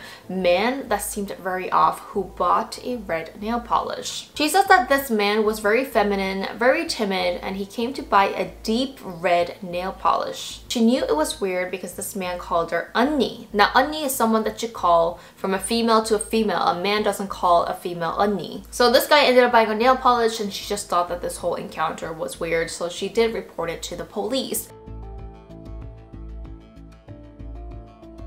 Now, around a similar location and time, a woman says that when she was walking home late at night after work, a man in a white car told her to get in. She knew it was odd, but because she felt like if she rejected the man would get even more angry, she just got in the car, thinking that he would release her after like 5 minutes of driving. Which, please ladies, do not get into a car of a random person. Do not feel bad. I don't care if you're timid, shy, introvert. don't do it. Just a bit later, she told the man that she wanted to get out, but he locked the car and would not let her get out, obviously. At this moment, she somehow unlocked the car, put her foot out. That's when the man stopped the car. She left and she survived. This interview was done about like 7 years after this incident, so she couldn't really remember the car or the details of the face of the man. So they put her under hypnosis and she was actually able to remember down to the details. She says that the man had a little bit of makeup on, like having his eyebrows colored, and his skin color was very pale. He had very long fingers and he also had clear nail polish on.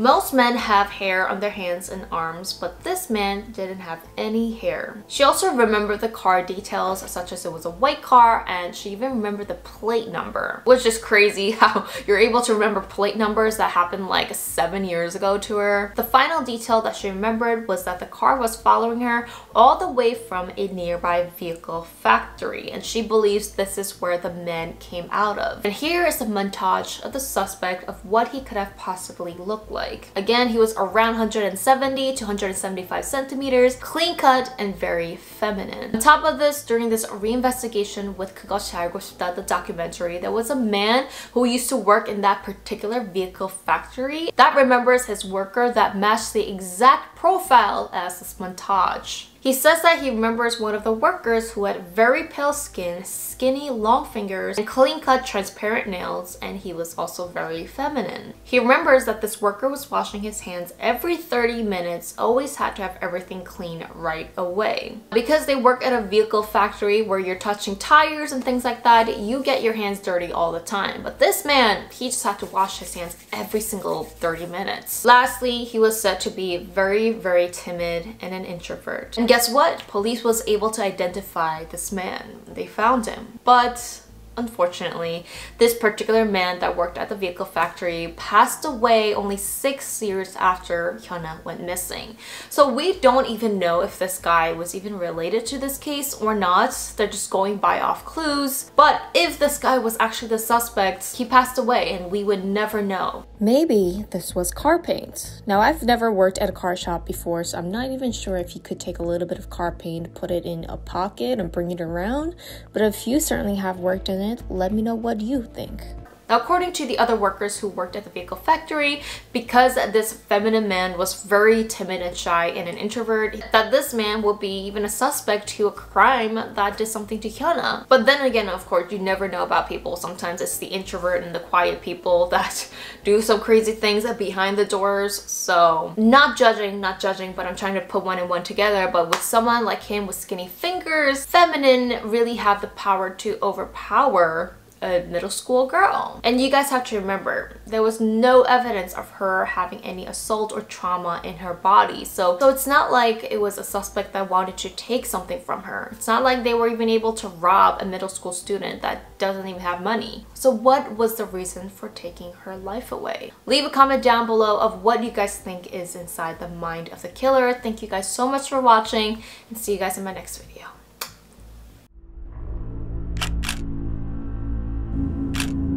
Today's story is so wild that it makes you wonder if this was a movie or real life. And unfortunately, in this case, it was real life.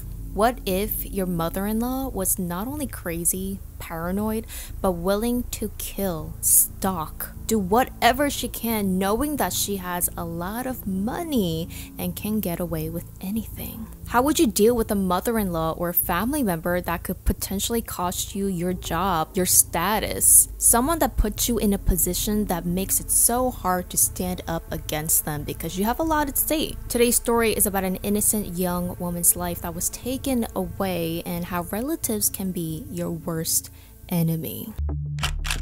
This is Ha Ji-hye, or Ji-hye Ha in English, who was only 21 years old back in 2002, or 23 in Korean age. She was known to be a very hardworking student, almost like the perfect child because she was so smart. She actually went to a prestigious law school. She was very productive and her life was all about school, home, library, study. That's it. She also loved swimming, so she would wake up super early, 5 a.m. sharp, in order to get to her swim class so that she has time for studying throughout the whole day. She was in her 4th year and she was preparing to take the bar exam, which is known to be one of the most difficult exams. Her dream was to also become a public defender. Public defenders, I believe, is hired by the state, so you're not a private lawyer. So essentially, you're helping out the lower income who cannot afford a lawyer for whatever problems and court cases might come in your life. In her diaries, as I said, she writes home, studies, library. That was literally her schedule, and this was kind of like what her daily life looked like. So entire day she would spend to study, and she was serious about wanting to have this career. It was March 6, 2002. Like any other day, she prepped to go to swim class at 5 a.m. and quietly left the house. That was the last day she would be ever seen alive, because from then on, she would never pick up her calls nor come back home. Her parents knew right away something might be wrong, and they reported her missing to the police. Immediately, the parents took action. They printed out flyers after flyers and handed out to as many people as they can.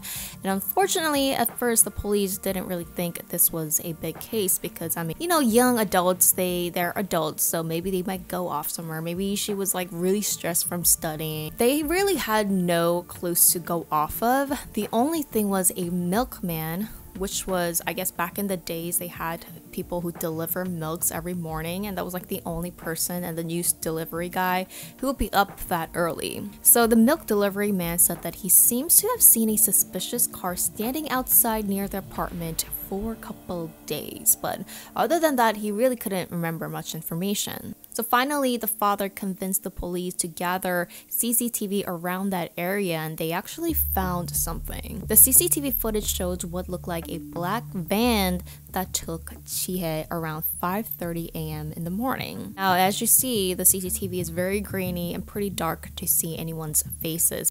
10 long, excruciating days passed, and finally, the parents got a call. The police notified Chia's family that they found her body. Her body was found in the wooded area around 12 miles away, or 20 kilometers away from her house, and a man that was hiking came across the body. She was covered in leaves, hands and feet tied, face was covered in tape, and her arms show signs of multiple fractures, which is most likely due to her fighting back. And the most shocking of all that shook Korea was that she was actually shot with an air. In almost all, if not like 90% of cases in Korea, do not involve guns because guns are highly illegal in South Korea and citizens cannot have access to it. Police don't even have actually in Korea, which is, I know, crazy. But in this rare case, she was shot 4 times in the face and 2 times in the back. So who would maliciously kill a 21-year-old hard-working student? Or did she have a double life? I mean, like, people were so confused. Again, she was shot. This is not like any other crime cases out there. This is a big deal in Korea. There was no way this could have been a random attack. Because Chia's life was so clean and there was really nothing that they could find, they were trying to dig through their memories to see if there was anything off with their life or Chia's life that anyone could have done this. The only thing that police could do in the beginning was use hypnosis on the milkman.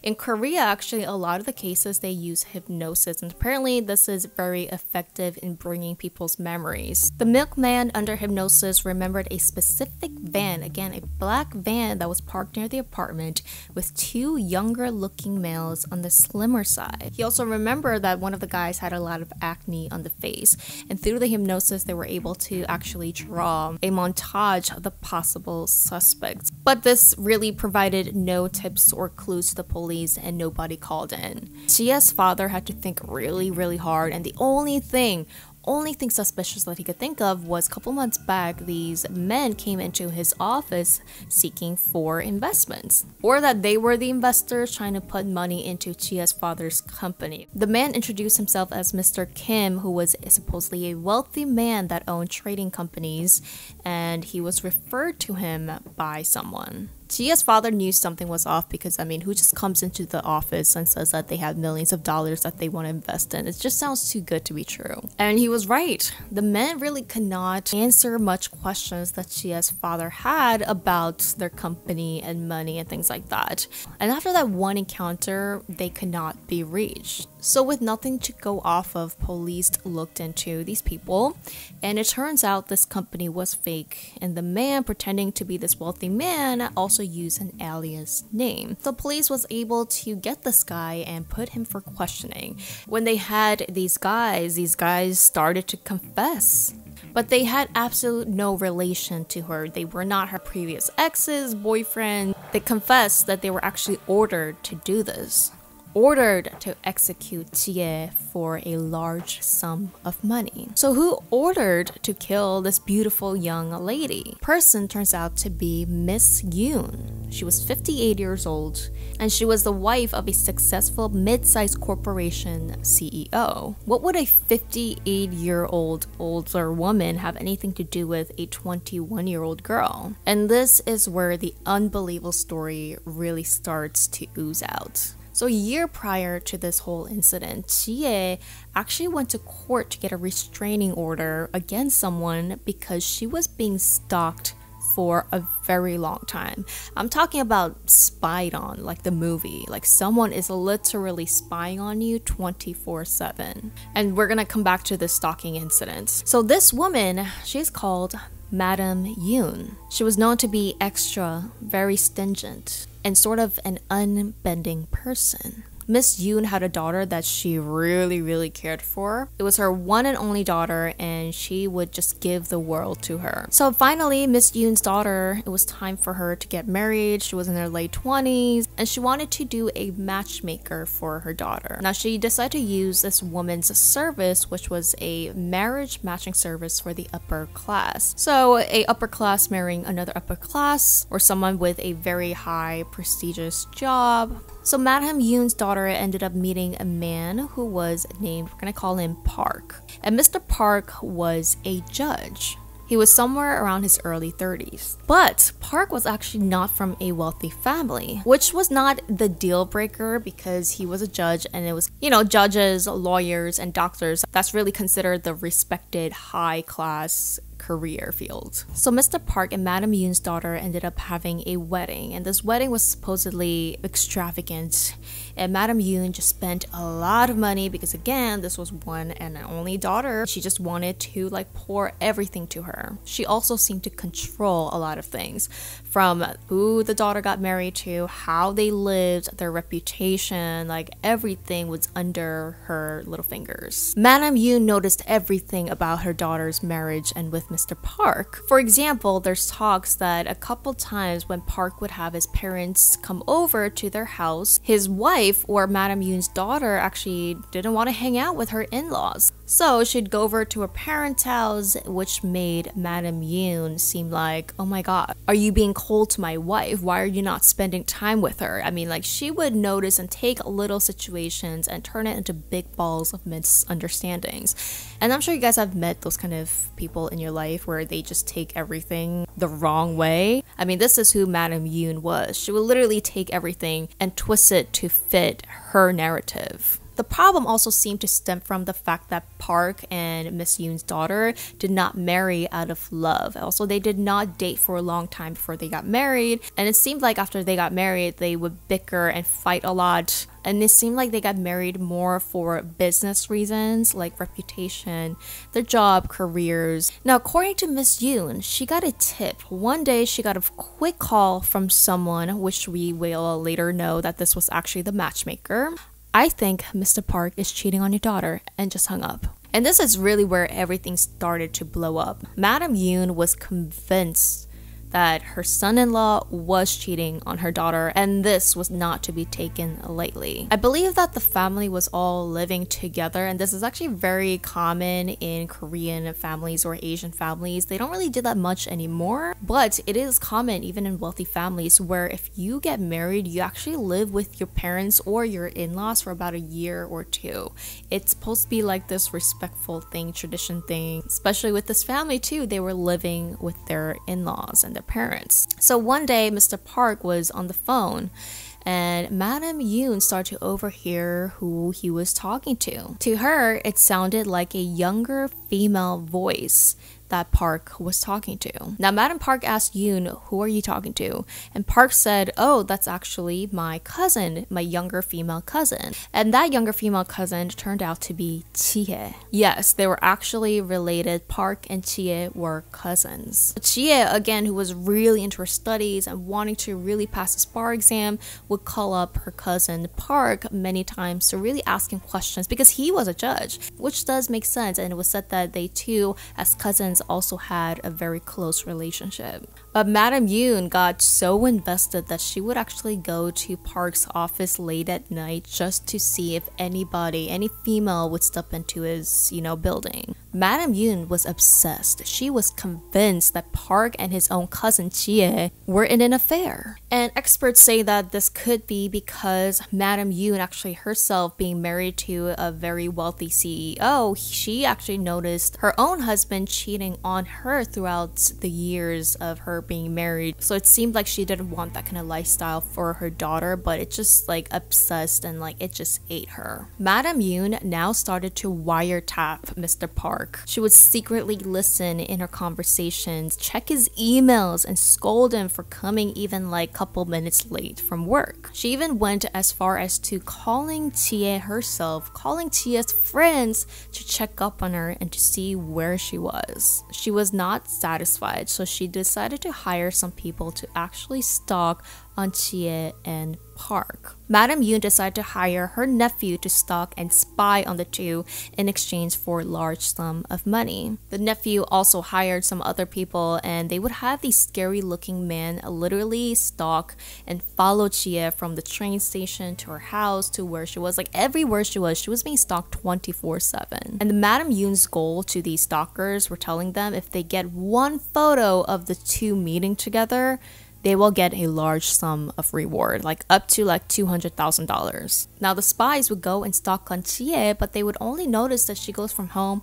library, swimming, that's it. The spies would say that she would go inside the library for hours and not come out because she was actually studying. Now they actually stalked her for a total of 2 years, you guys. And they would constantly tell Madam Yoon, I don't think there's anything going on. There was nothing that they could take photos of because there was really nothing going on. But Madam Yoon did not believe these stalkers. Madam Yoon actually even tried to stalk these stalkers to see if they were doing their job. When Madam Yoon did not get the answer she wanted, she would tell the spies, there's probably a way to get out of the library through the basement. And they're probably meeting down there in the basement secretly. So you have to go inside the library and stalk her there. She was literally building her own fantasy world in a narrative that didn't exist. In the total of 2 years that she was stalking her, she hired up to 25 people, including cops. Can you imagine being stalked for 2 years? I mean, first of all, 2 years ago, she was 19, 20. Literally, this old lady being obsessed with her. It got so bad to the point where Park actually told Chie's parents saying that, hey, I actually think Madam Yoon is stalking, because he didn't know to the extent of that as well. And as soon as Chie's parents found this out, they wanted to clear the misunderstandings. Now, first, they told Park, this is your mother-in-law, you gotta stand up to her. And this is really the part that is very frustrating to a lot of people who know the story. It's really also the mystery with Mr. Park. Why did he not stand up clearly to his mother-in-law? Because Chia's father actually says that Park could not stand up to her. He could not really say much to her. And the reason that a lot of people think is Madam Yoon was actually blaming Mr. Park, saying that he came from a no-name family. He came from no wealth, no riches. He is a judge, but I allowed you to marry my wealthy daughter and now you're cheating on her? I mean, this was a family with a lot of wealth, so it is presumed that they probably promised him also a lot of things in his life and brought him up to the status to where they were when he came from a no wealth background. So when Park couldn't do anything, Chia's parents decided to go to their house and stand up to her. When Chia's parents went to go meet Madam Yoon to confront her and clear the misunderstandings, to their surprise, Madam Yoon still didn't believe them. She actually yelled at them by telling them, "Watch your daughter." Honestly, for Mr. Park being a judge, he's doing a terrible job. He should have been the one to step in the middle, clear everything up, saying that this is my cousin, this is we're family, what are you talking about?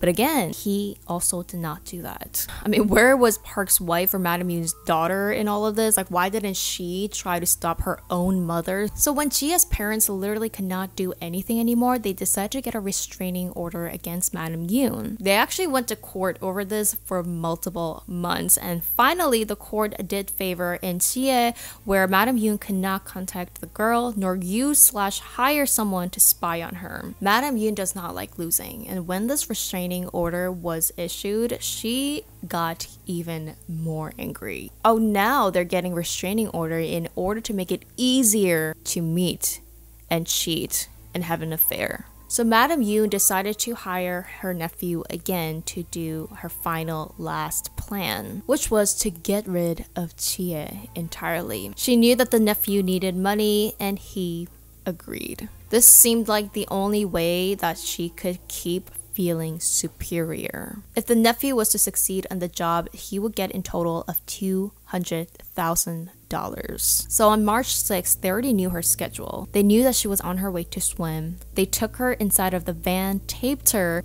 kept her alive for about 8 days.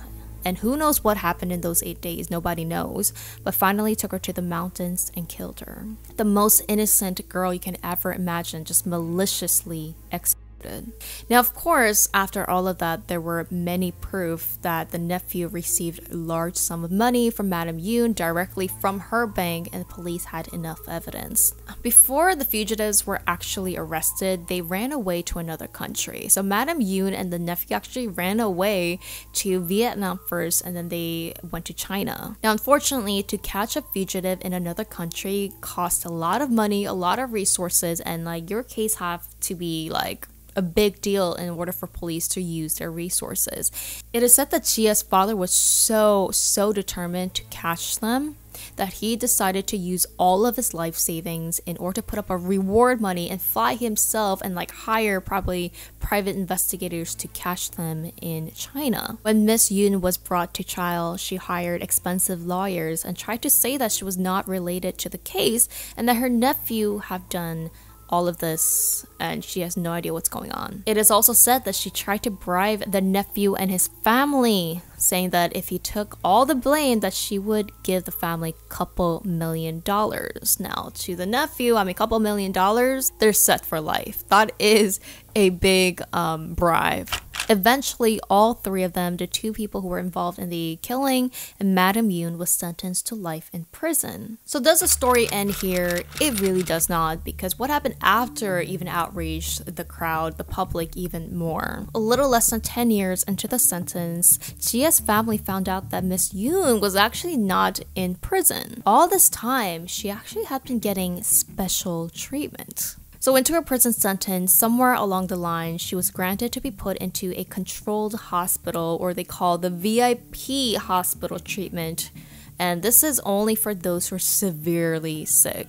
In the grant letter of why she was put into this VIP hospital, just to name a few things, it says she has diabetes, depression, breast cancer, Parkinson's disease, asthma, eye problem. I mean, altogether 12 diagnoses of health condition that she was supposedly dealing from. And the hospital room that she was in was a solo room, so she wasn't even sharing with anybody. And apparently this was around $2,000 a day kind of hospital. So once Chia's family found this out, they decided to contact some people in the media, and they set up hidden cameras inside her hospital room to see if she really was sick or not. Now you could see in the video that she is needing assistance when the doctors and the nurses are in there. It's as if she's bedridden and can't do anything. She can't even eat without someone helping her. She's also seen here shaking her hand, saying that she can't eat properly because of Parkinson's disease. But as soon as the doctors and nurses leave, when she's alone, you could see her walking totally fine. They figured out that Madame Yoon was acting out all of this. What's even more outraging is that she was granted to leave and come back, literally like on a vacation. A murderer with severe diseases leaving to go to a wedding and coming back. So how could this be? Was it money? Was it bribery? How is Madame Yoon getting away with literally everything? So 그것이 알고 싶다, a very famous true crime documentary series, the producer team actually found out it seemed like the doctors were falsifying all these symptoms and sending that to the prosecutors in order for them to approve the grant for her to leave the prison. Come to find out, the prosecutors and the lawyer in charge of Miss Yoon were actually from the same school and class graduation as Madame Yoon. A whistleblower also came out and confessed that he heard one of the doctors taking care of Miss Yoon went to a dinner that was hosted by the Yoon's family, and that Yoon's family brought a large sum of cash and bribed the doctors as well. And of course, who was able to do this? Miss Yoon's husband. The media blew the story up and they were able to bring Madame Yoon back into prison. The doctors and the prosecutors only were fined like a couple $1,000s of money for falsifying the papers. Miss Yoon's husband was also very heavily criticized by the public after they found out what happened and how they were able to bribe everyone with just money. One of the biggest questions that the public had was with Mr. Park. Again, 10 years after Chia died, when, this whole thing was blown up again, Mr. Park put out a statement through a lawyer and said, "I will always carry the burden of what happened to Chia. I feel the responsibility for not being able to suppress my mother-in-law's irrational behavior." In regards to why he remained silent after Chia's incident, he stated, "One is my mother-in-law and the other is my cousin. I felt as if, as a judge who must uphold justice, I felt the need to keep a neutrality." And this statement, again, did not pass the vibe check. Like, neutrality? Your mother-in-law killed your innocent cousin, and how can you stand in the middle? Chia's father was so distraught over all of this and dealing with the court cases, he developed a disease and had to relocate to the mountains just for his mental and physical health. According to Chia's brother, Chia's mother used to be a very strong woman, and after her daughter's death, she was never the same again. And throughout the years, she drank so much and she ate so little that she was found passed away in her apartment alone in 2016 from malnutrition. Chia's mother was 165 centimeters, around 5'4", but she weighed 36 kilograms at the time of her death, meaning she literally could not eat and live, all due to the pain from her daughter. It seemed like Chia's family still feel like they did not get the justice that they deserved, and everyone who was involved, including the doctors who falsified things, Yoon's husband, the prosecutors, everyone is still working fine and living their life. Park is said to have retired or quit being a judge after all the public outrage, but has since made his own law firm and is still working in the law business. It is also said that he divorced from his wife, or Madame Yoon's daughter, sometime around middle of 2010s. But he was still married to that family for like 17, 18 years since the incident. I don't know if I would be able to do that. Like, if my husband killed my own family member, would I still be able to be married to my husband and still be with those in-laws? That's why I'm saying a lot of people think that you would have to be bribed by so much money and like things at stake, your reputation, in order for you to stay in that kind of toxic, unreasonable household. Park also claims that because of all of this, he had developed panic disorder and had been hospitalized because of this. So that was the story of the law student Chi-hye, who had her life taken away so early. It was also said that actually Miss Yoon was diagnosed with delusional disorder long time ago prior to these incidents. So the fact that no one put control on her, how, why, I don't know. And the fact that judges are supposed to be judges, prosecutors are supposed to be prosecutors, and doctors are supposed to, like, everyone's supposed to keep within their moral standards, and everyone just decide to use their powers in order to benefit themselves. Chia's brother is still fighting hard to get this story out there, to have as many people listen to this, because that's really the only thing he said he can do. If you were put into Mr. Park's situation, how would you have handled it? I mean, how much money does his family have that you feel so inferior to stand up to someone that is capable of something like this? It's really an unbelievable story, so let me know how would you have felt being in Mr. Park's shoes. Thank you so much for watching, and see you in my next video.